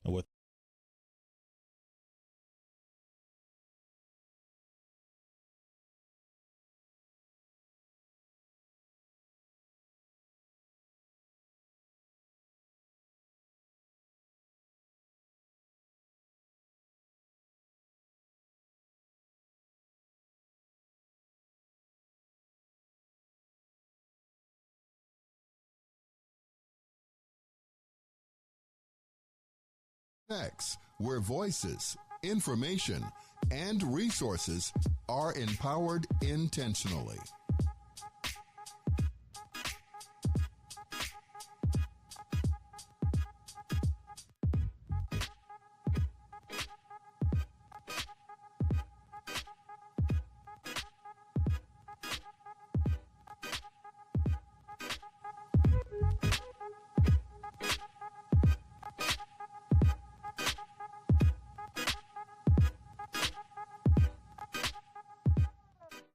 Welcome to AHG Connects, where voices, information, and resources are empowered intentionally.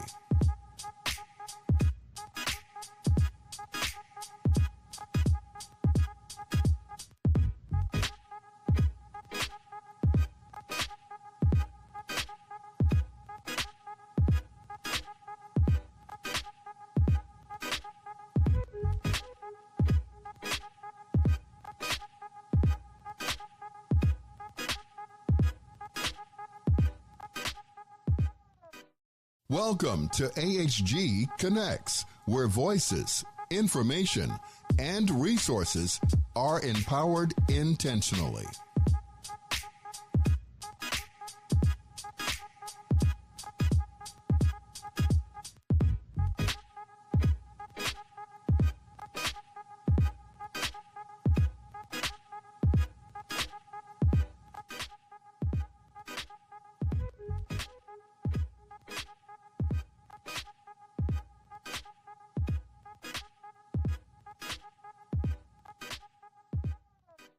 Welcome to AHG Connects, where voices, information, and resources are empowered intentionally.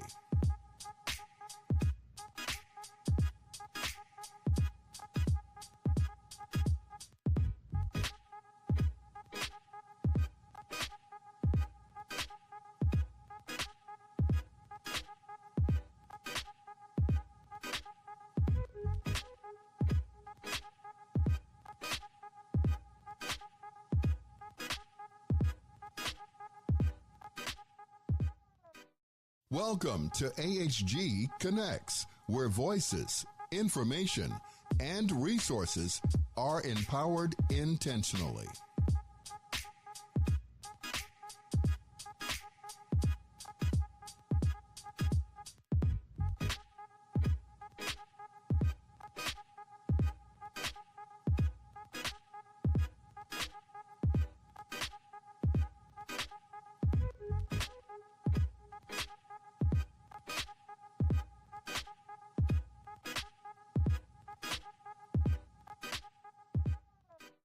Welcome to AHG Connects, where voices, information, and resources. Market, advertise, and sponsor your business with Vietnam veteran Cliff Kelly and America's Heroes Group, where information and resources are intentionally disseminated via radio, print, and social media. Call our office for more details at 312-803-2618.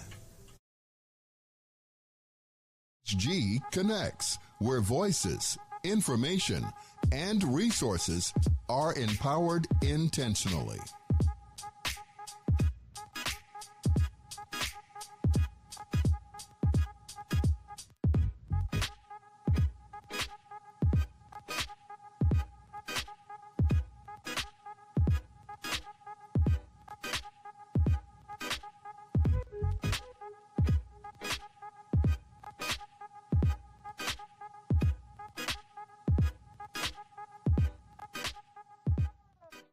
Welcome to AHG Connects, where voices, information, and resources are empowered intentionally.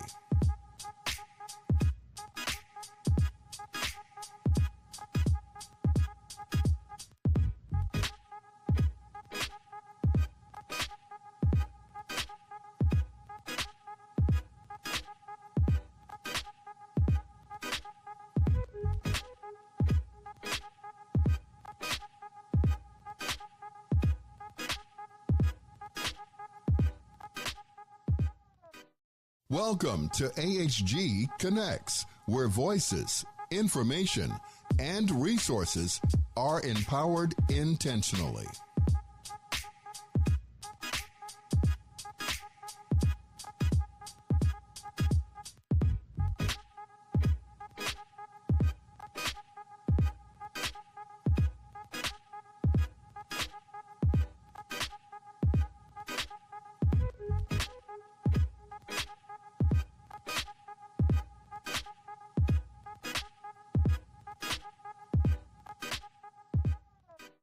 Welcome to AHG Connects, where voices, information, and resources are empowered intentionally.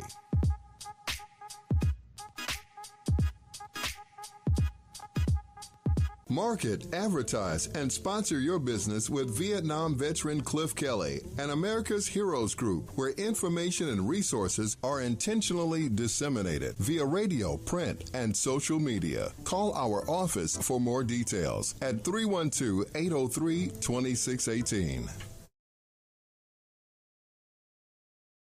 Connects, where voices, information, and resources are empowered intentionally.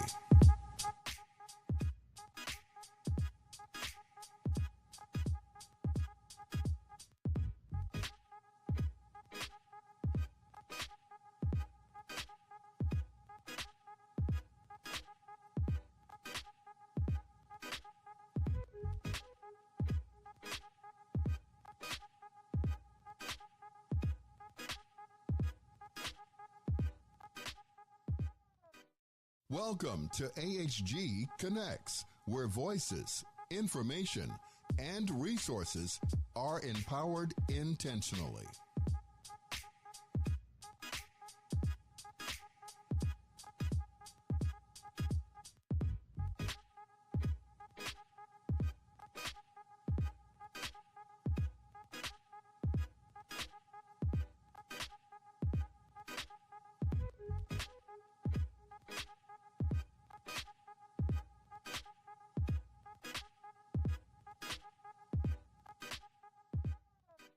Welcome to AHG Connects, where voices, information, and resources are empowered intentionally.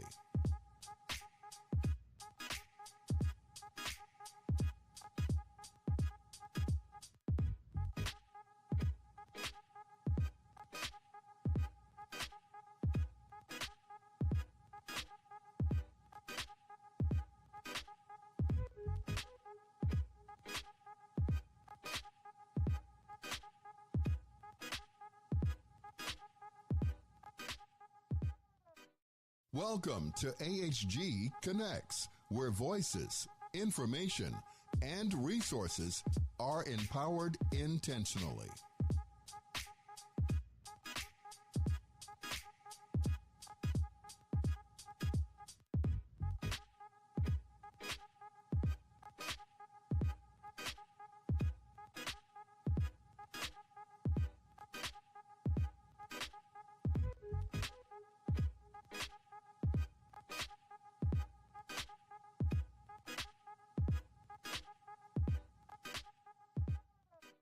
Welcome to AHG Connects, where voices, information, and resources are empowered intentionally.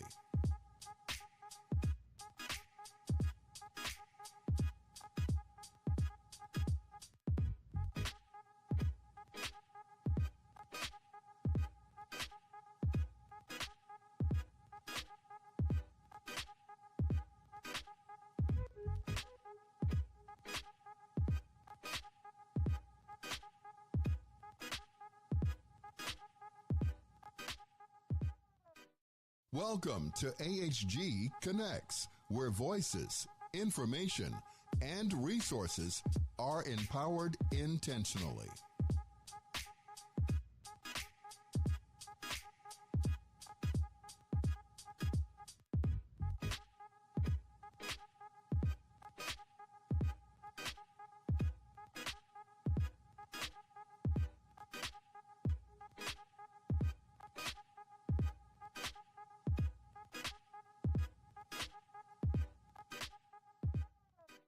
Welcome to AHG Connects, where voices, information,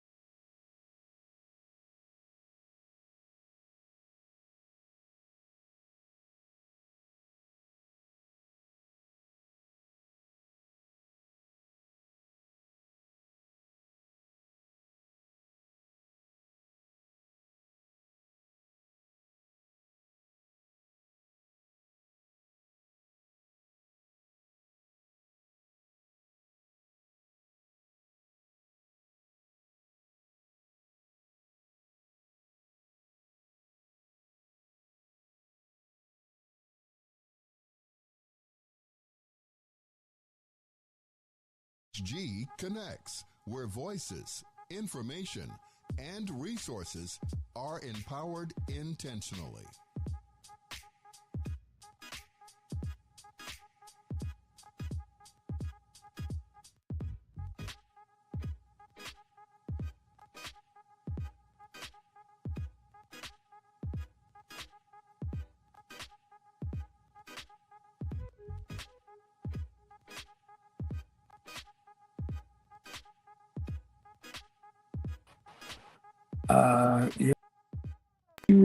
Welcome to You're in the show everyone can see. AHG Connects, where voices, information, and resources are empowered intentionally.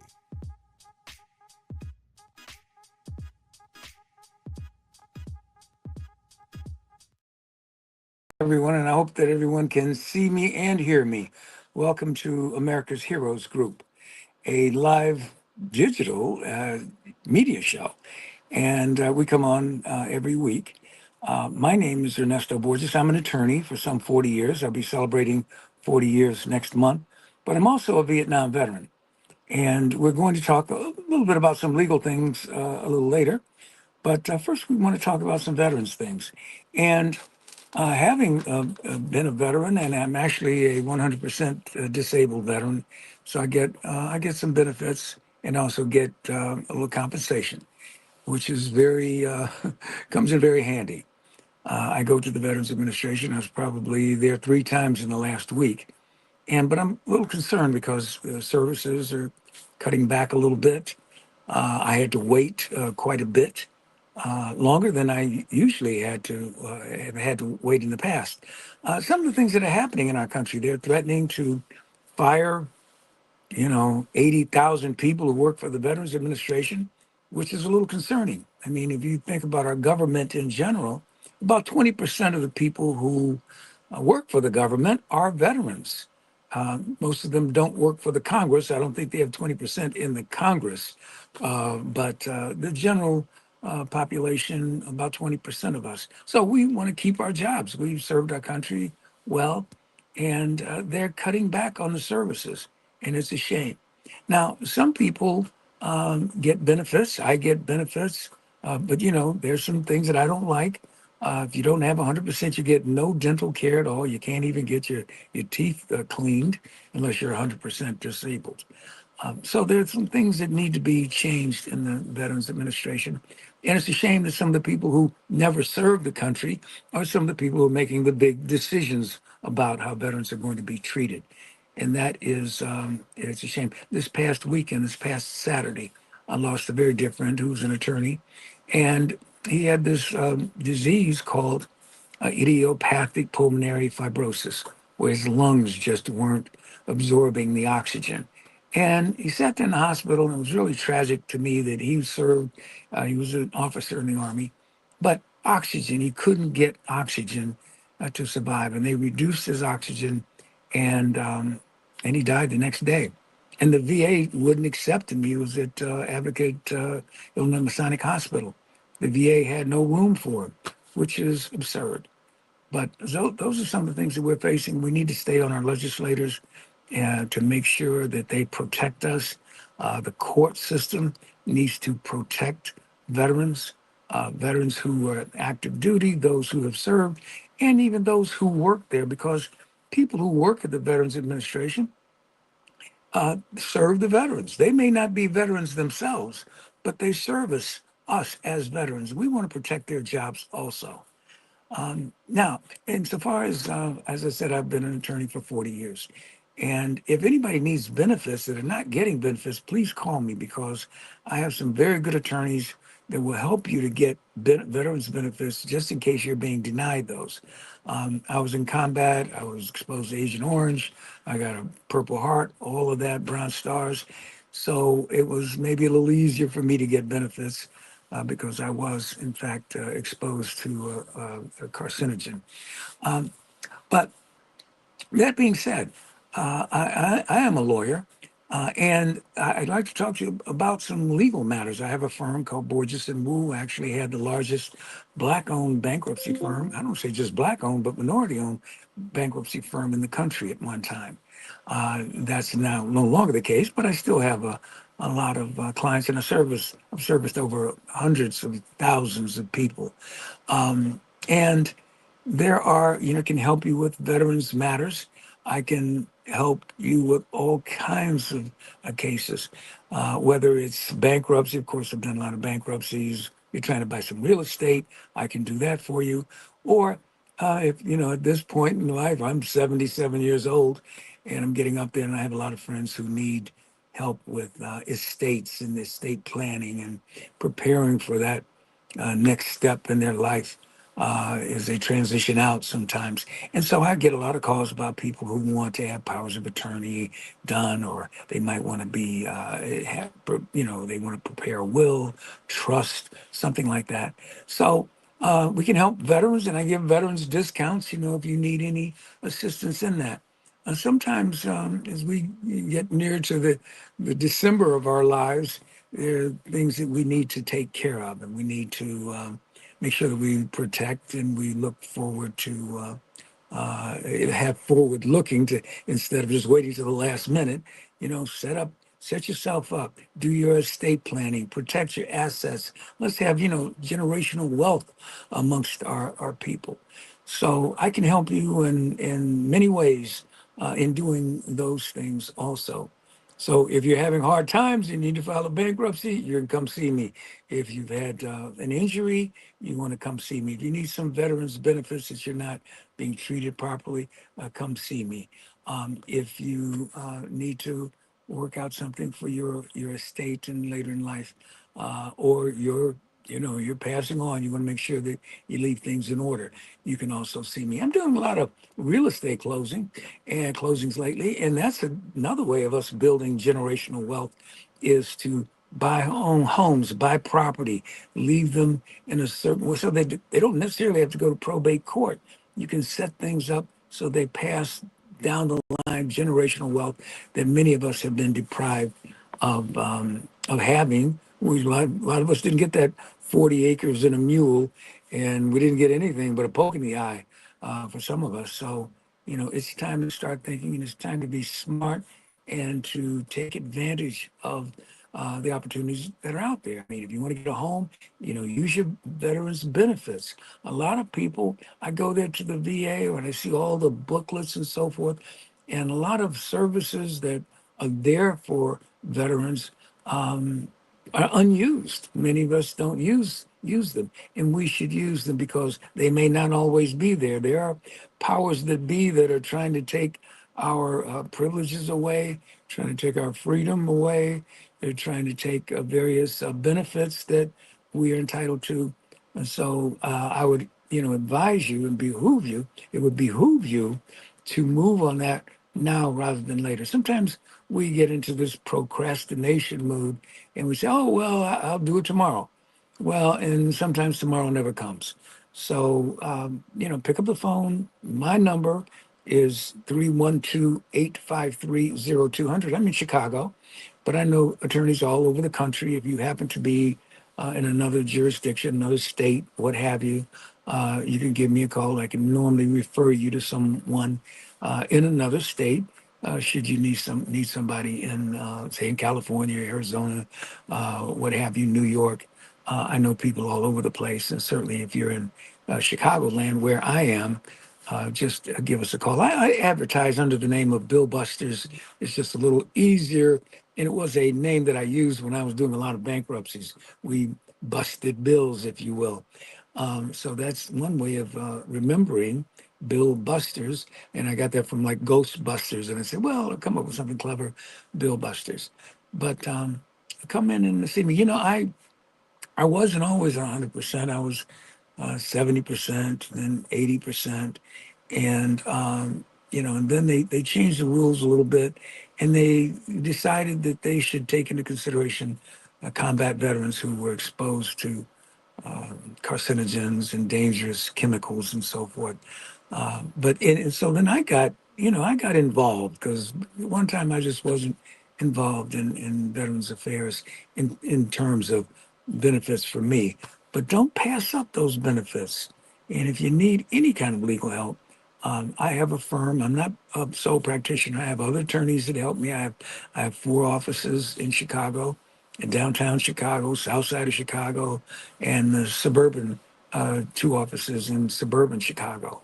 So we've got a good firm, and veterans need to stick together.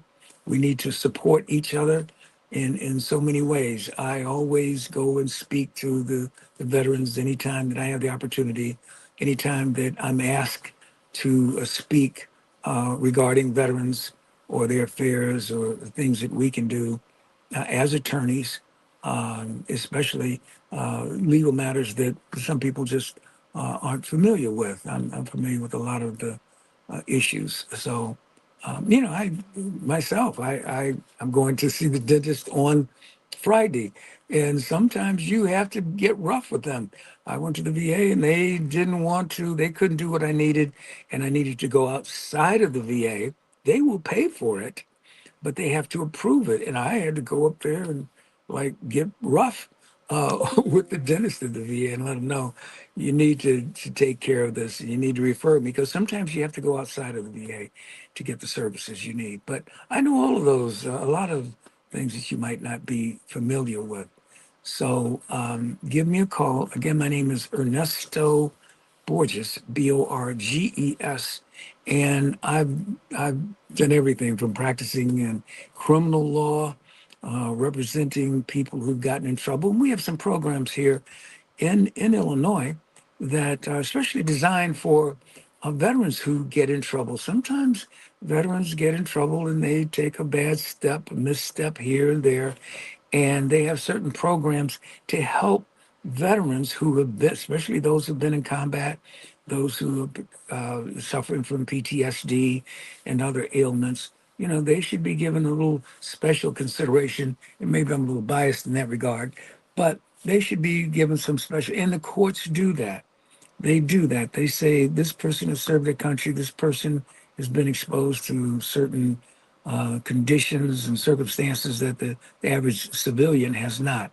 So if you get in trouble with the courts in that regard, you can call me also. I don't I don't practice in that area as much as I used to. I used to be exclusively a criminal defense attorney. But so in 40 years, I've done it all from divorces and landlord tenant and criminal and bankruptcies and foreclosure defense and personal injury. I've done and practiced in a lot of different areas. So I say I'm a wealth of knowledge.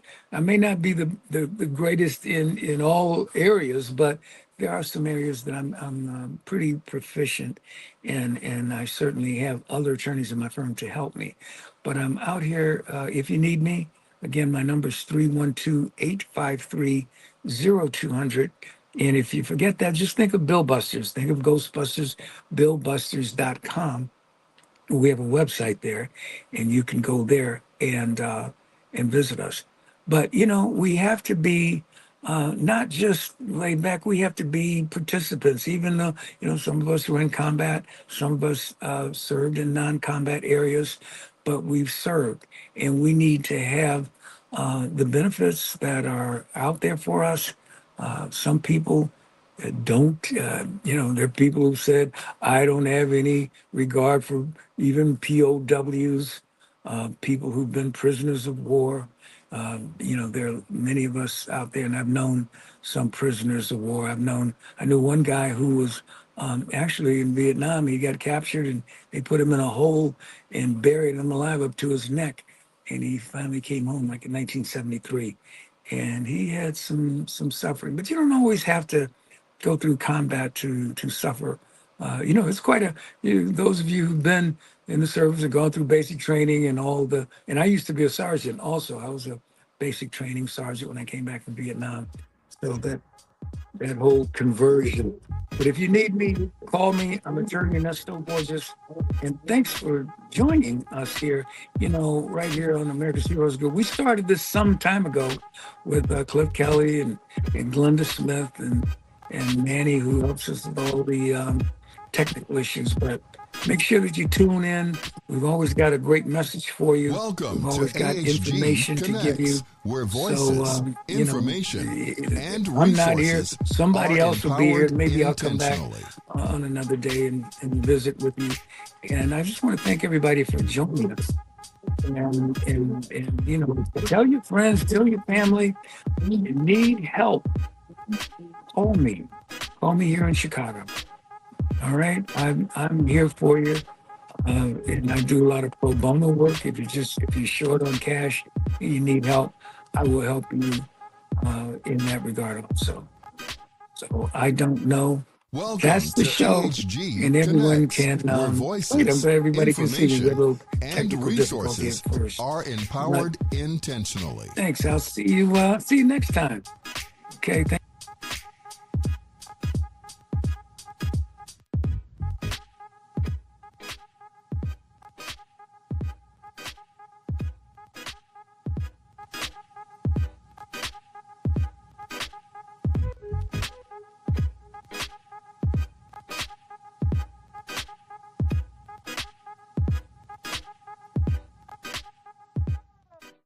Welcome to AHG Connects, where voices, information, and resources are market, advertise, and sponsor your business with Vietnam veteran Cliff Kelly and America's Heroes Group, where information and resources are intentionally disseminated via radio, print, and social media. Call our office for more details at 312-803-2618. I'm Ken Jennings. All of us here at Jeopardy want to thank you for your service to our nation. We truly honor and appreciate you, and what's more, we're looking for contestants like you to play on our show. So head to Jeopardy.com now and take the Anytime test, and we're looking forward to seeing you soon right here on the Alex Trebek stage.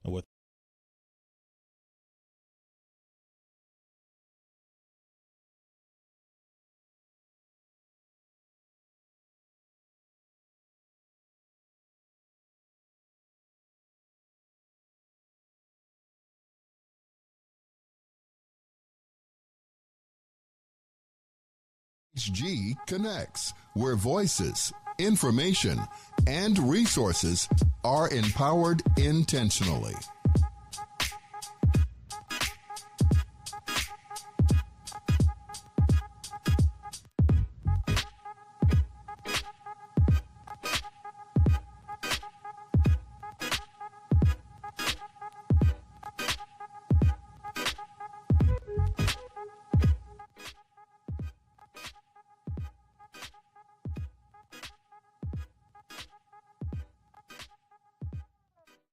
Welcome to AHG Connects, where voices, information, and resources are empowered intentionally. All right, let me start one more time. Everybody out there, welcome to America Heroes Group, the live stream digital media show. My name is Sadiq Colquitt. I am the founder and executive director of the Plant-Based African Center for Nutrition. And I want to have a discussion with you this evening, or do our best to kind of just have a chat and slowly walk through a couple of things. I want to talk a little bit about high blood pressure, heart disease, and if we get to it, maybe talk about Alzheimer's and dementia, all which have the same root, right? So high blood pressure, heart disease, Alzheimer's, and dementia all have the same root, and they are all diet related. So just want to get started this evening. And again, Sadiq Colquitt, the Plant-Based African Center for Nutrition. You can reach out for us at PBA centerfornutrition.org or Plant-Based African with a K, as it is on the screen, at gmail.com. Plant-Based African with a K at gmail.com, or the PBA Center for Nutrition.org. So it's actually a pleasure to come to you and talk to you once a month and really take some time to understand what's going on with health and disease in America. Health in America is one of the most misunderstood topics across the nation. It is full of misinformation, a lot of guesses, and it's also a lot of research that actually doesn't line up, doesn't really make sense. And so it leaves the people, or the average person in the public, really with nowhere to go, trusting the system. And at the end of the day, around three quarters of the American public are actually ill.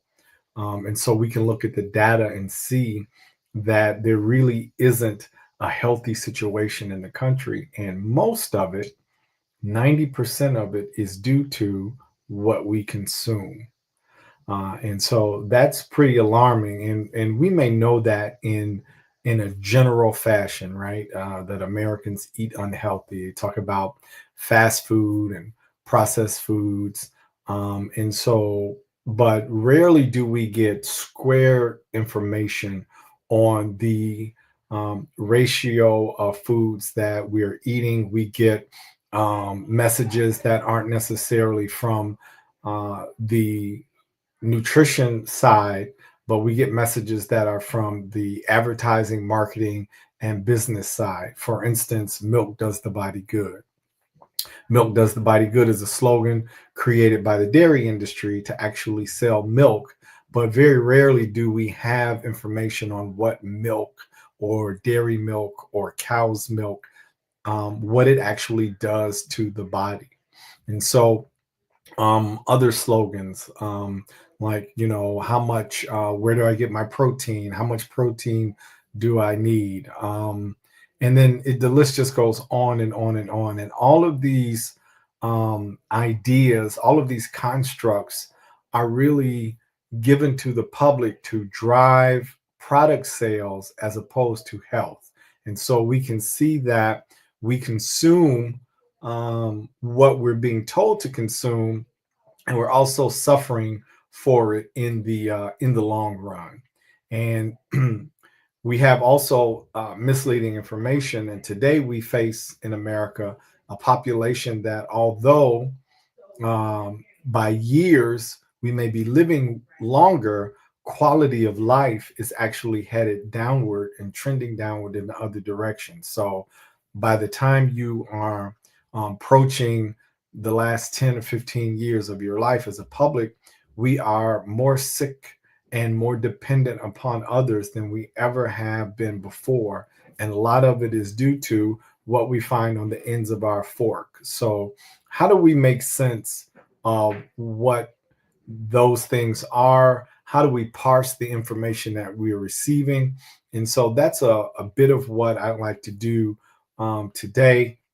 And as we continue the conversation, because there's so much information coming at you on TV, social media, all types of broadcasts, and there's so many voices in our head. And so we want to pick through that. And I've spent the last um, really the last 25 years in disease mitigation, helping people, including myself.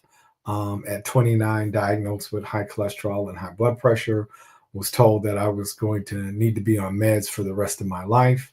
And today, at 54, 25 years later, I've never been on any type of cholesterol lowering drug.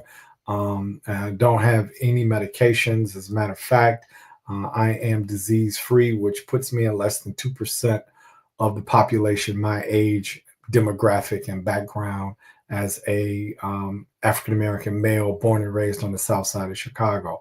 So how do we just step by step walk through this information and then get a clear understanding that things like heart disease, which eventually leads to heart attacks, can lead to stroke, and can lead to just a number of issues in the body. What is the beginning of that? And so I want to have a conversation about cholesterol. And I think I started maybe a few months ago. We started with this, and how cholesterol and other fats, saturated fats, trans fats, that we find in packaged or refined in highly processed products, right? These different fats, how they eventually build up and begin to coat our arteries, right? And because the body doesn't know what to do with it. And when our system can no longer begin to eliminate it, it just builds up in the body, and it causes all kinds of disturbance in terms of what our normal or optimal cell function should be. So let's start with cholesterol. And when I speak to audiences, and I had several conversations with clients this week about their cholesterol levels, some approaching 200, some in the 220s, some in the 230s. And although the body needs cholesterol, right, the body cannot handle extra cholesterol, and it begins to build in the system because we're not actually getting rid of it. And so there are deposits, and it begins to deposit in the bloodstream, and then it will begin to build up on the walls of your arteries. And then we get into a situation where it builds into plaque, and then those plaques will form larger plaques, and they will begin almost like small hills inside of your arteries. And if those plaques begin to break away, they can flow upstream or in the way the blood is moving, and then get lodged in another section that is smaller, and then that causes a blockage and can lead to a heart attack, and then several other misfunctionings of the body. But cholesterol being one of the things that helps to coagulate those fats, meaning put them together to begin these plaque structures in the body. One of the things that I want to be clear about, and I explain to my clients when I'm speaking to audiences, want you to understand that your body makes all of the cholesterol that you will need. Okay, I'm going to say it one more time. Your body, your liver, because you have to have cholesterol, right? Cholesterol works in several functions in terms of the body, and it's one of the building blocks. And so you have to have it in order to have a healthy, optimally functioning biosystem. But your liver makes the cholesterol that you need, right? So you are perfectly calibrated with all of the cholesterol that you need, right? Your liver is working it from birth, no matter how old you are. You're already at a perfectly calibrated level of cholesterol. So how then do you go from the elevate to the already perfectly calibrated, right, level of cholesterol that you need for your body functioning? How does it begin to rise, to elevate until where ultimately your body can't get rid of it, doesn't know what to do with it, and it begins to build up, leading to heart disease, and then a lot of the aforementioned conditions that we talked about. And so that process begins when we consume items, that we call food. When we consume items, right, that are animal based, because their bodies make cholesterol just like your body. So a cow's body has to make cholesterol because the cow needs it, just like your body. Chicken's body makes cholesterol, right? And so these living animals, these living organisms, they make cholesterol. And then you consume the excess cholesterol, which then goes on top of the level of cholesterol you already have, because your liver is making the amount of cholesterol that your body needs. And so now your levels begin to rise over time, because the amount that your body can't get rid of, it begins to build up inside. And so this is what I call biology math, right? And so saving you some time and heartache. There are millions of Americans who are on cholesterol lowering drugs. And those drugs do help you to bring down your cholesterol. But they're also, if you understand why you have it, those drugs can become unnecessary. And you can actually take control of the cholesterol levels in your body by understanding that your body makes cholesterol, and the only way to get extra or excess cholesterol is to eat another animal whose body also makes cholesterol. And so I'm hoping this is making sense, because this has helped lots of people understand what they're facing when they go into the doctor's office. Because a lot of times when we go in and we hear things like, you have excess cholesterol, we never hear the reasons why. We don't understand what's happening behind the curtain, so to speak. We don't understand what the doctor is really saying to us, right? And so the question becomes, well, how did it get this way? And it's not just because the food was fried. It's not just because, you're consuming fast food. You can consume very lean cuts of chicken breasts, and you can grill your salmon outside, and you can have grass-fed beef, but you will continue to elevate your cholesterol levels because those animals' bodies contain cholesterol. And so this is not information merely to, stigmatize what you are eating. This information is merely given to you, or I'm giving it to you, so that you can have a modicum of control in terms of how the outcome, what the outcome is when you go into the doctor's office. And so you can understand. I was working with a gentleman this past fall. We worked together for 90 days. His cholesterol was over 240. His cholesterol was up to 240. And normal range should be around 160, 150. And we worked his numbers all the way under 150. And it was by doing a simple reduction of the animal foods that he was consuming. So let me give you an idea. If you're having eggs and cheese for breakfast, cholesterol. Chicken sandwich for lunch, cholesterol. A steak for dinner or ground beef for dinner, cholesterol. And you take that as many days a week as that pattern's repeated. You take that week over months, and then you take those months over years, and then you extrapolate that out to however many years you have been alive. And then you begin to see that these numbers build again because the body does not know what to do with the excess cholesterol. And so that becomes an issue. And then that cholesterol, the saturated fats that are also found in animal-centered products, and then the trans fats and the fats that have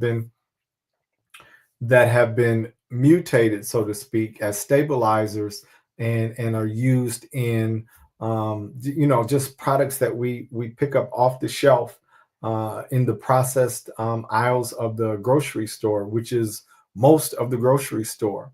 They are canned, packaged, bagged items that have been processed, and they contain these oils. They will contain cholesterol. They will contain milk products.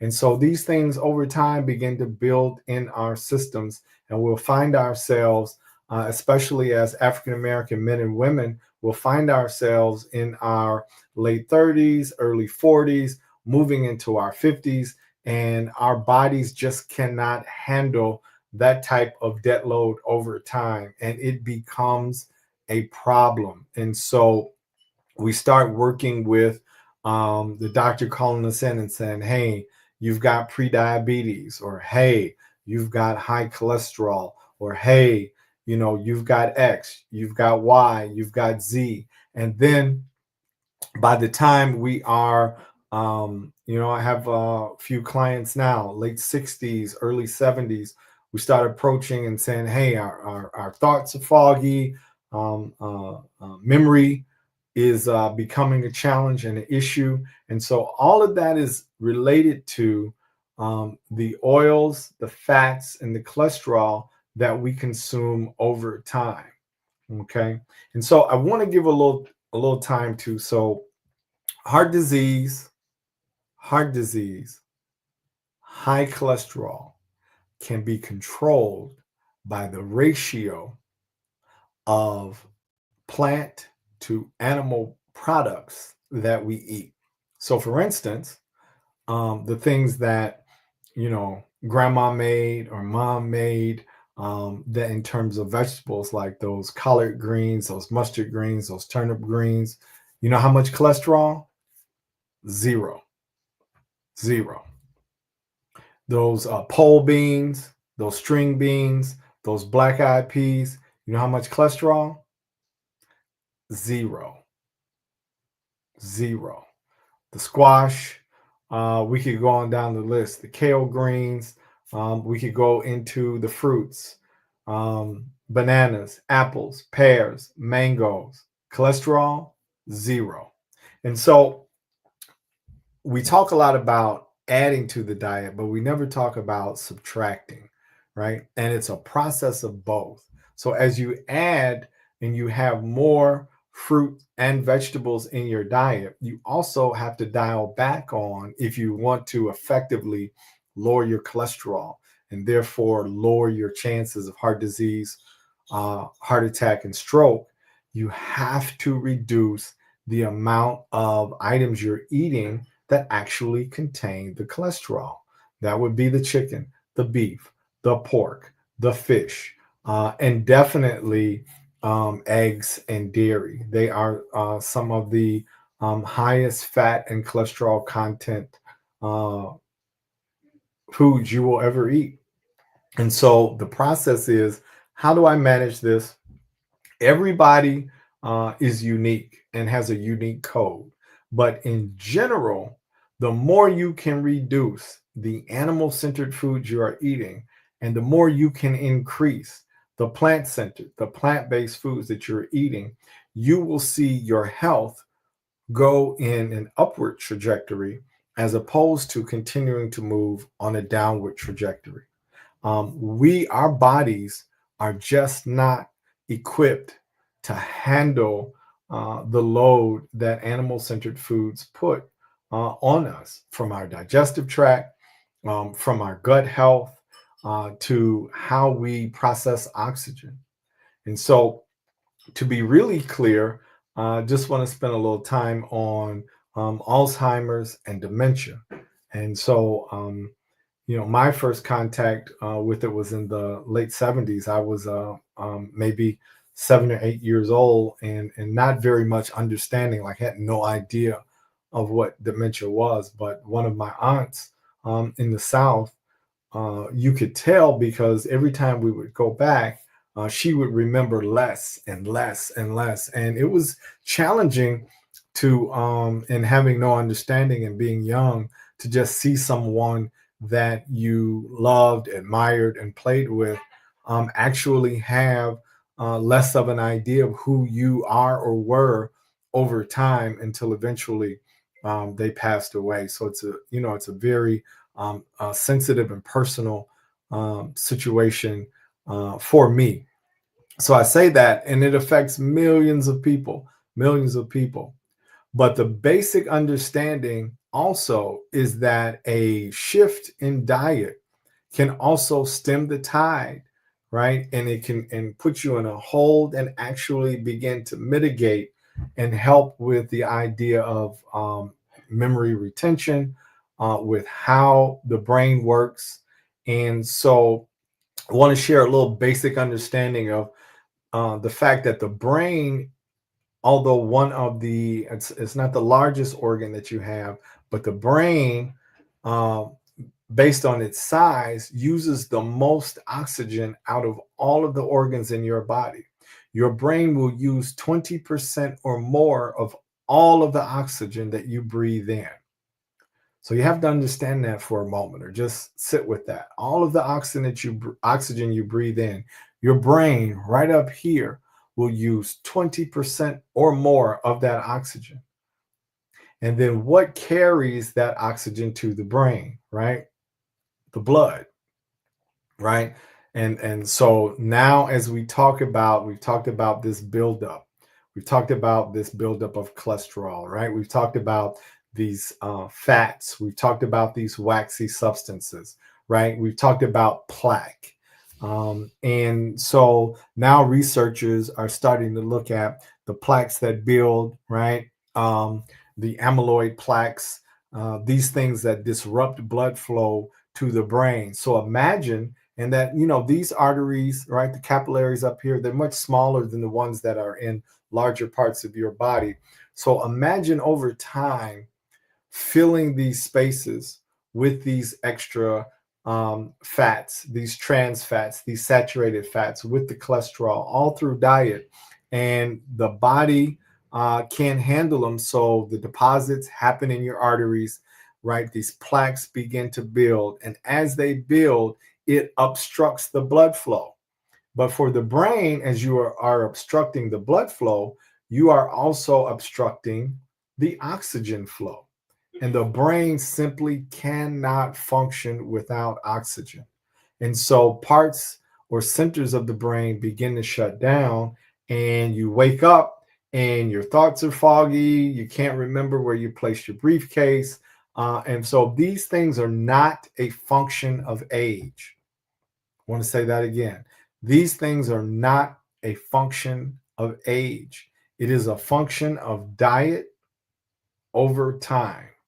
A function of diet over time, years and years and years. When you read and look into the data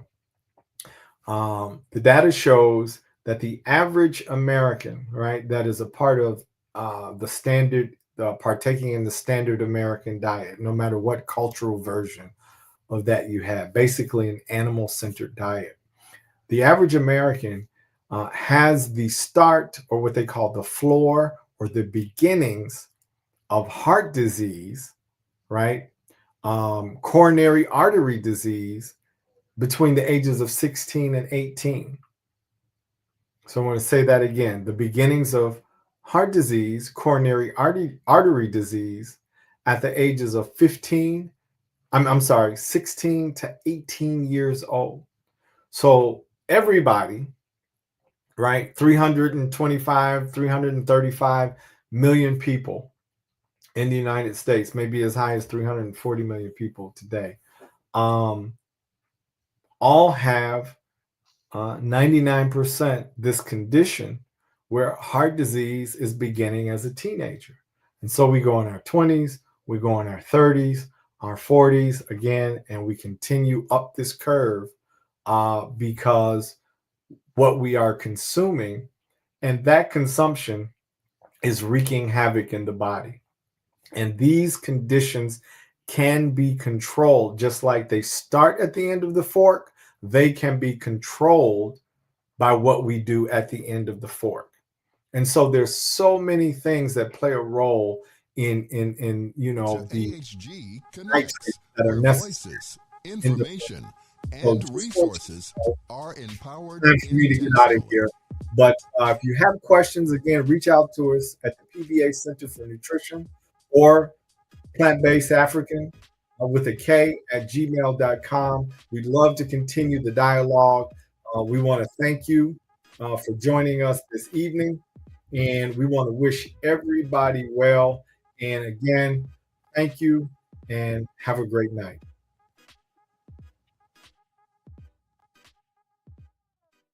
Welcome to AHG Connects, where voices, information, and resources are empowered intentionally.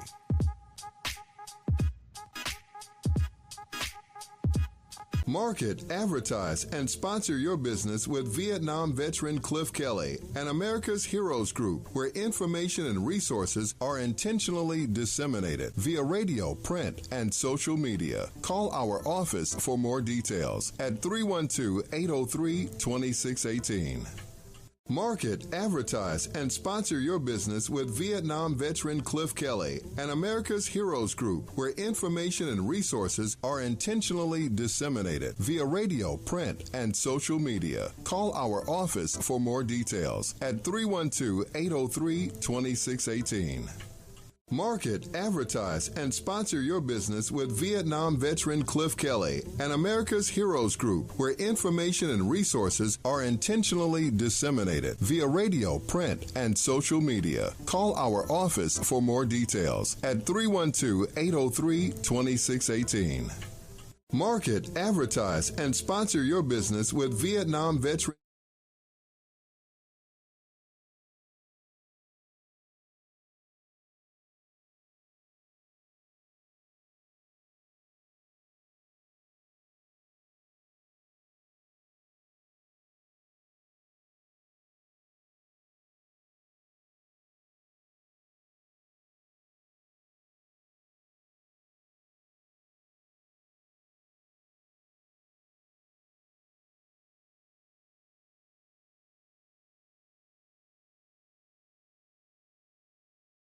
AHG Connects, where voices, information, and resources are empowered intentionally.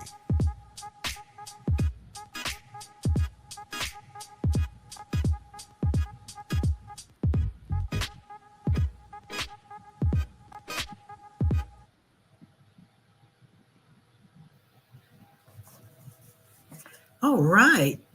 Good evening. Welcome to America's Heroes Group live stream. I am Lisa Gavin, and my company is Next Level Coaching.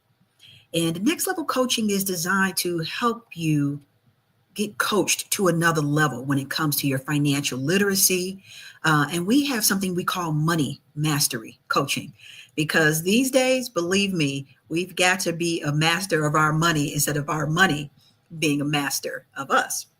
So tonight, we're going to talk about this evening, making financial steps to adjust in 2025. The interesting thing is that this year has been very interesting, to say the least. Some of us don't want this type of interesting, right? So that means, though, that we have to be prepared for the unknown. We have to be prepared for the unexpected.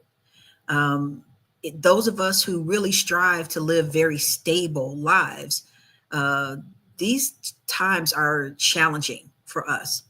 So imagine how much more challenging it is for people who are not as financially stable. I think that we're going to see that those individuals will really go through some struggles in these times. So what are we talking about when I say these times in 2025? Let's keep it clear. Let's be real clear. We are dealing with potential stock market issues. I shouldn't even say that. I should be very specific. Stock market crashes, right? Because we already have stock market issues, but we are running the risk of the stock market actually dipping even further. We're dealing with losing the gains that we already had. We are dealing with these taxes, tariffs, which are taxes. We're dealing with the repercussions of that. And we haven't even seen all of the repercussions that's going to come from that, because it will absolutely impact prices. I'm not going to get into a whole entire thing about tariffs, but let me say this to help those of you who don't understand it. It is a tax, that it is. When tariffs are implemented and companies from the US are charged more money to acquire those goods overseas, the company here in the US pays that additional tax or tariff. Do you think those companies are going to pay a lot more money to get the things that they want to sell to us, and that they're not going to pass those costs on to us? It's so simple that it gives me a headache. If a company pays more in materials or anything, they pass that cost to the consumer. So one, understand that. Number two, understand, even if the goods are made here in the United States, but those goods use supplies from around the world, which most of our goods do, because we do not produce everything here in the United States, it means that it's still going to be an increase in cost. That's still going to be passed to the consumer. So the point is, we are dealing with that coming down the pipeline. We are also dealing with interest rates and the uncertainty about that, because the Feds just announced that they have no clue what the interest rate policy is going to be because of the lack of stability coming from the White House. So that's more uncertainty potentially coming down the pipeline. It's going to be housing issues, because those costs have been going up and probably will continue to go up. There's going to be job insecurity. There's going to be some loss of jobs, as we have rapidly seen in the last couple of months. Hopefully nobody has been impacted. But the truth of the matter is, I know multiple people who have been impacted. So job insecurity, because even if you weren't directly laid off as a result of the actions of the White House, there's still a possibility that you work for an organization that lost funding. Or there's a possibility that your company decides that it wants to downsize because of that uncertainty. So there's job insecurities and things like that you may have to deal with. And if our everyday prices, oil, food products, are constantly going up, well, then that means your dollar is not going as far. So all of these things are absolutely going to impact us.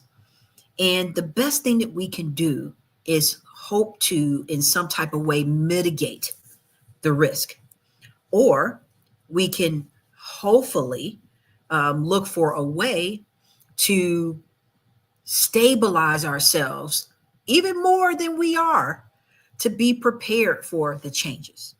And so that's where next level coaching comes in for us, is working with our clients to help them develop a plan, right? This is going to be a plan that helps you figure out how to maneuver. Because I'm telling you, maneuvering is about strategy. So if you look up the definition of the word maneuver, it's strategy, strategic moves. Now, here's the challenge. Most of us don't have people in our immediate family that are very experienced with these strategic moves, or we were not taught it in college. And let me tell you this, because in my quote unquote infinite wisdom, having an MBA, that's a master's in business administration, I was not taught the stuff that I'm helping people with in school. So even though I got a business degree, they didn't teach me credit. They did not teach me funding. They did not teach me stock market and investments. They did not teach me the things that you would think an MBA would garner. So please, no shame if you do not have these skills in-house. Most of us don't.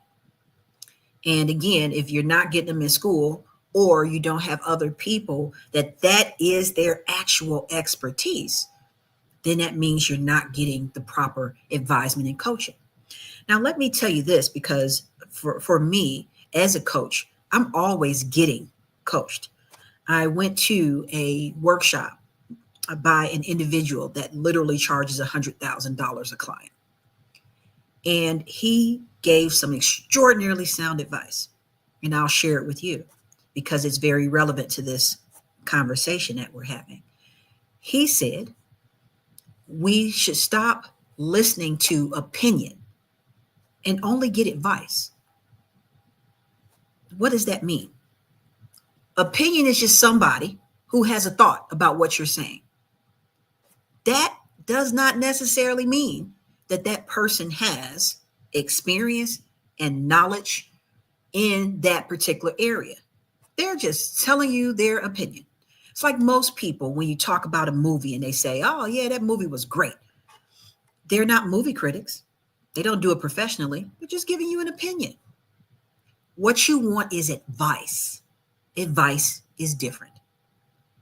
Advice is from people who have the experience. They've been there before.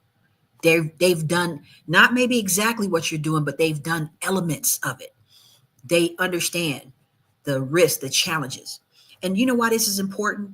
Because if you talk to people who are just giving you opinion, what happens is you end up going in the wrong direction, because you're taking their opinion to be advice, as if they have this infinite wisdom that you need. And most people are full of opinion. So we need advice. And part of that advice, coming from a person qualified to give you advice, is that we need to figure out what we don't know. We need to be able to come up with strategies that help us to move forward, even in difficult times. You're going to get a lot of opinion thrown at you about what you should do in times like these, right? So that's what we're going to talk about. We're going to talk about just some of the things that I see as ways to maneuver and to implement strategy at a time like this. So one of the first things that it's important for people to do is that they need to understand what is going on in the market. So read, listen, and I would definitely tell you, don't just listen to mainstream media. There are a lot of great channels, especially on YouTube, with people who are not in the mainstream. And the reason that that's important is because they give you the entire story. Most of the time when you're watching the news, they're only going to give you, if a 1-minute blurb. Do you really think that you can capture the fullness of what's happening in 1 minute? They're giving you the headline. They're giving you the soundbite. That is not enough to fully understand what's going on in today's market. Now, I know it's overwhelming because the changes happen every day. But the point is, if you can find some good channels, I listen to Midas Touch, for instance. And this is not a plug for them. I don't get any money for it.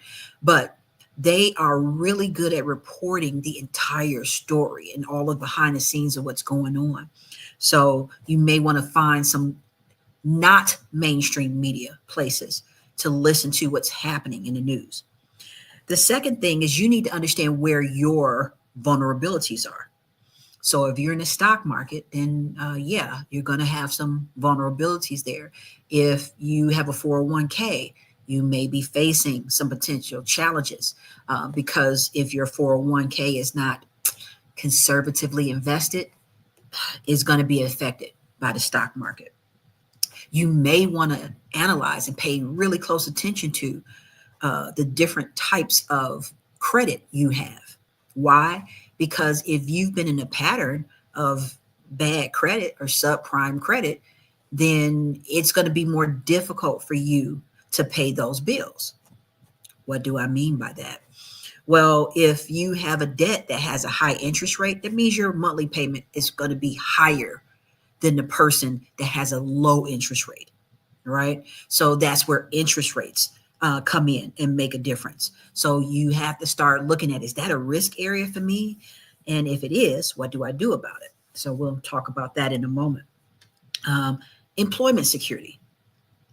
There's not a whole lot that you can do if your job is just, you just lost a job. I do understand that that's a challenge that nobody can just tell you, hey, no big deal, right? But I tell people if they want to mitigate risk, looking at starting a business is potentially something that you can do.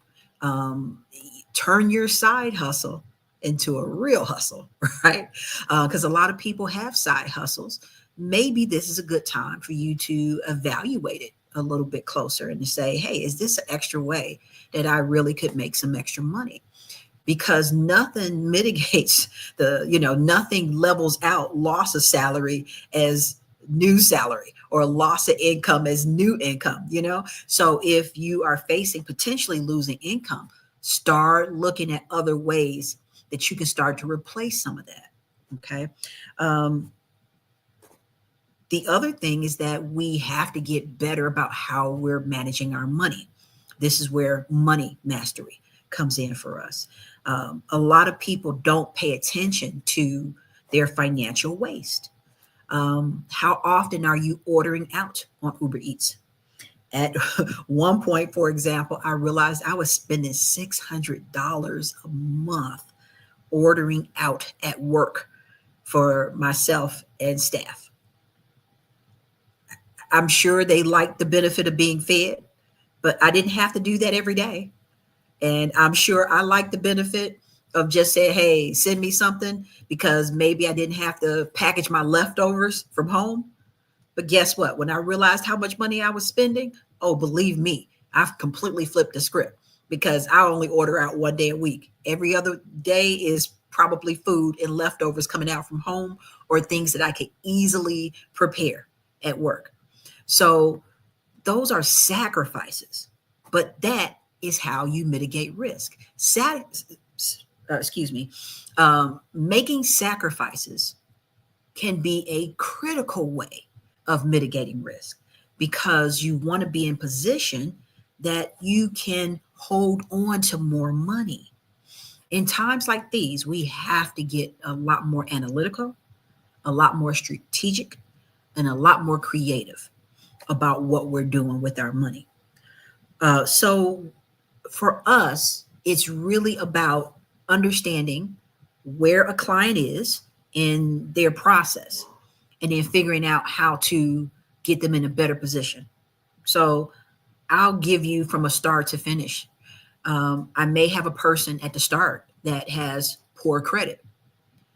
The first thing we're trying to do is help them strategically figure out how to improve that, what things to prioritize, what debts to pay off, because yes, sometimes you will have to pay some things off. Things don't just magically disappear in credit repair, despite what folks are out here selling.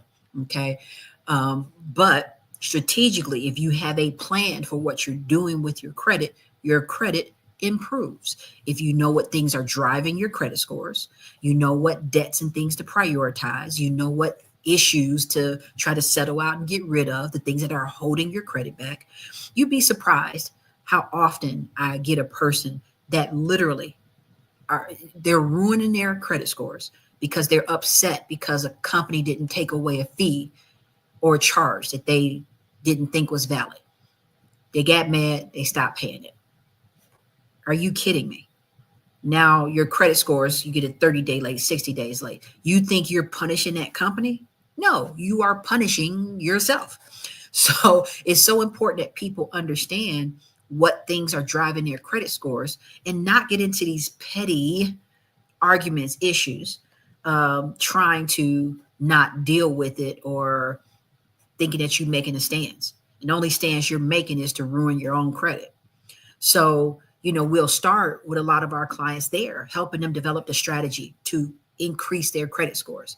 Why is that a strategy we had to help people with? Because again, I have a master's degree and wasn't taught that in school. Most people are not taught, other than pay your bills on time, what it takes to build strong and high credit scores. We help advise our clients in that. The next phase for a lot of people, and a lot of our clients don't start with credit problems. They just aren't optimizing what they're doing with their credit profile. Another phase for people, again, helping to mitigate risk, is to get funding, get in position to get funding.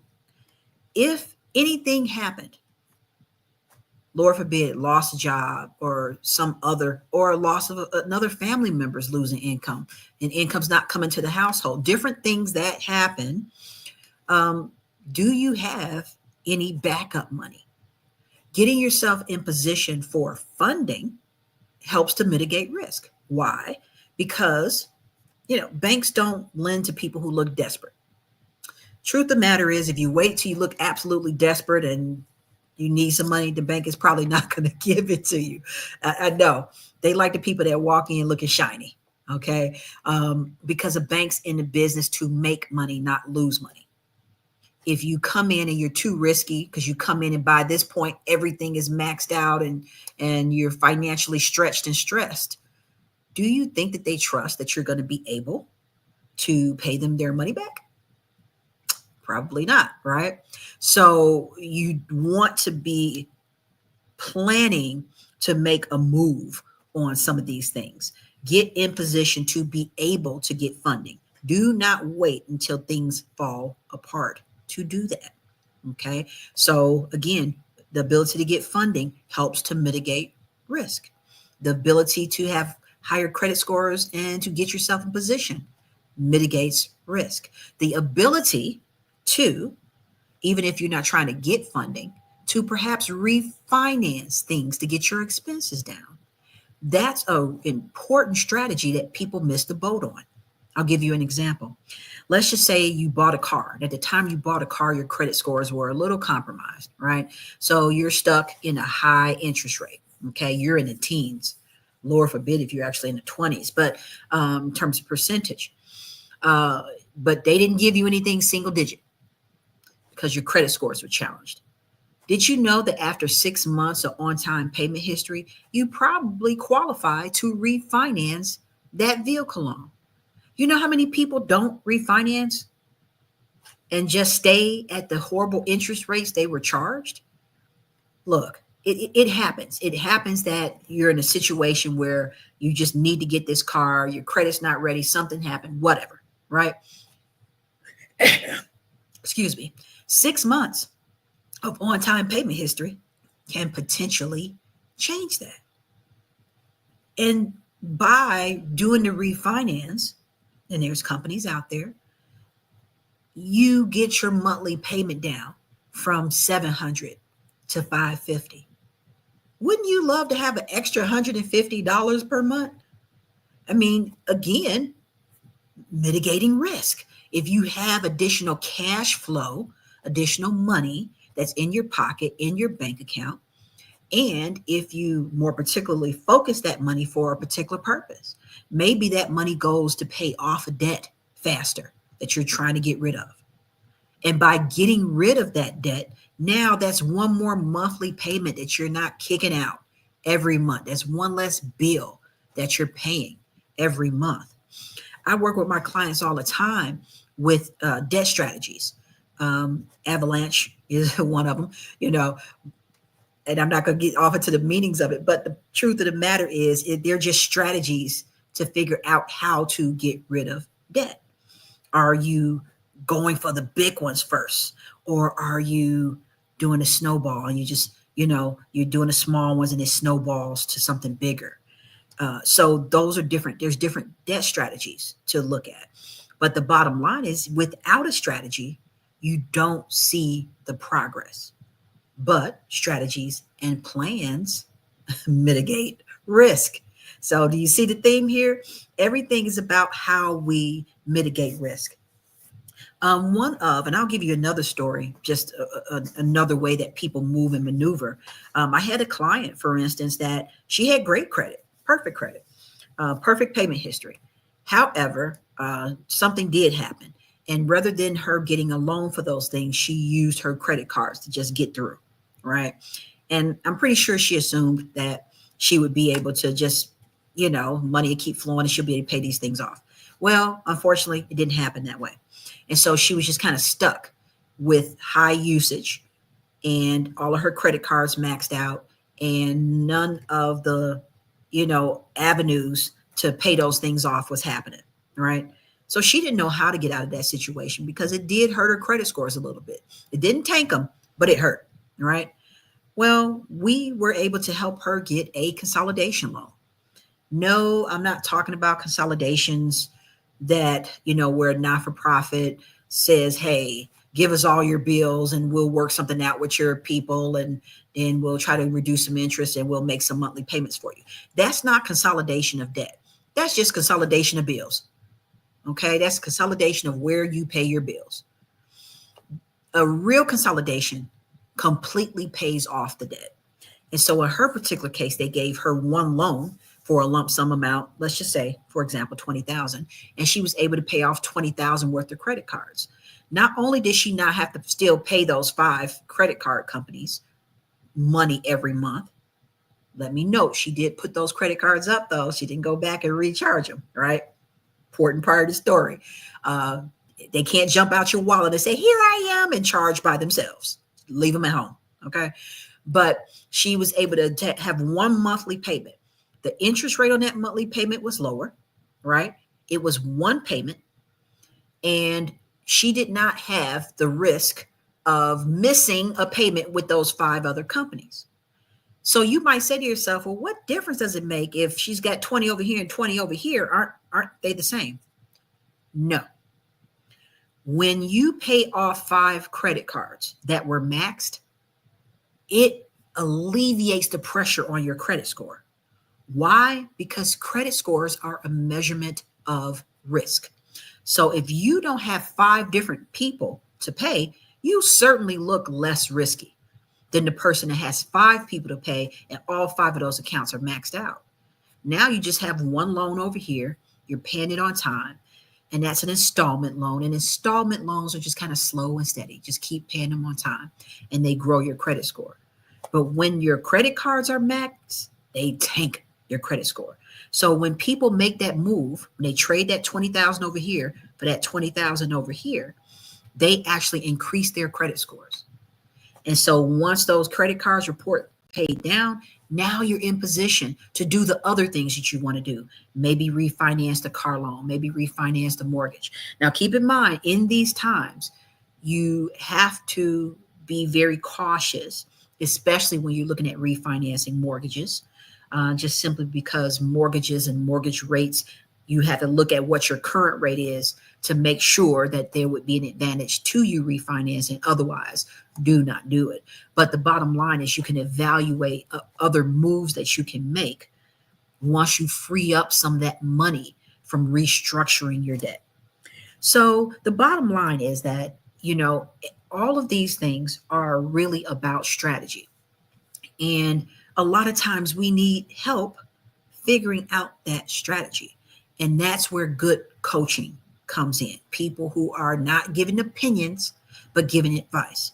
And for me, I've been in business for 20 years and I've been giving advice for 20 years. I've serviced over 25,000 people. I've given out a ton of advice. So I feel qualified to say, hey, get professional advice. Now, does that mean I'm the only person that can provide it to you? Of course not. Again, if you're selecting people that you know and family members and professionals, vet those people. Make sure that they understand the difference between giving you an opinion and giving you advice, and if they really do, in fact, know what they're talking about. We have been really trying to extend Next Level Coaching as a company to do more advisement of our clients and with clients. So we've developed lots of new programs. One of our favorite ones is Coach to Cash. I think it's our favorite because I love the name. We're going to coach you to some cash, right? And it's helping people understand all these strategies that I'm talking about, looking at the two major pieces of your strategy, which is credit and funding.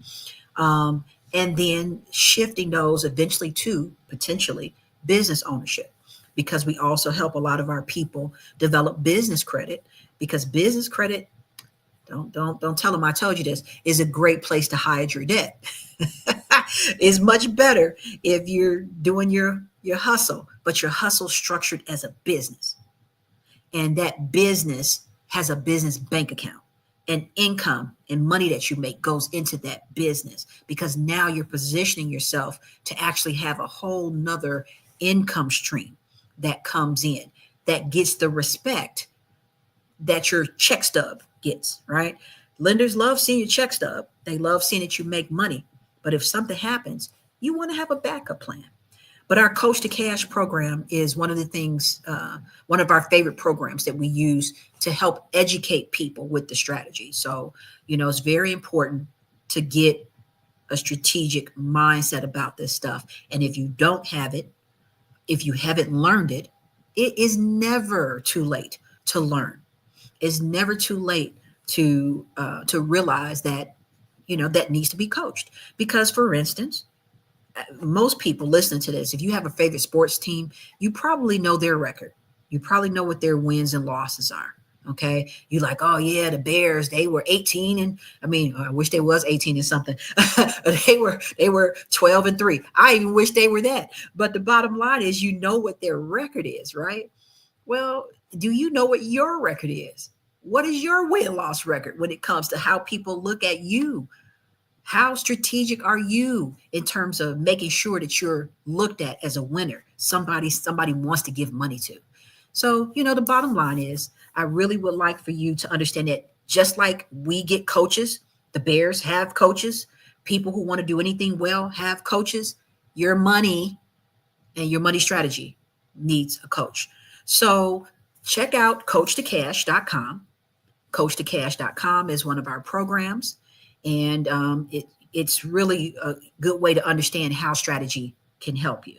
So I hope that you have enjoyed being with me this evening. And remember, mitigate the risk through additional strategies.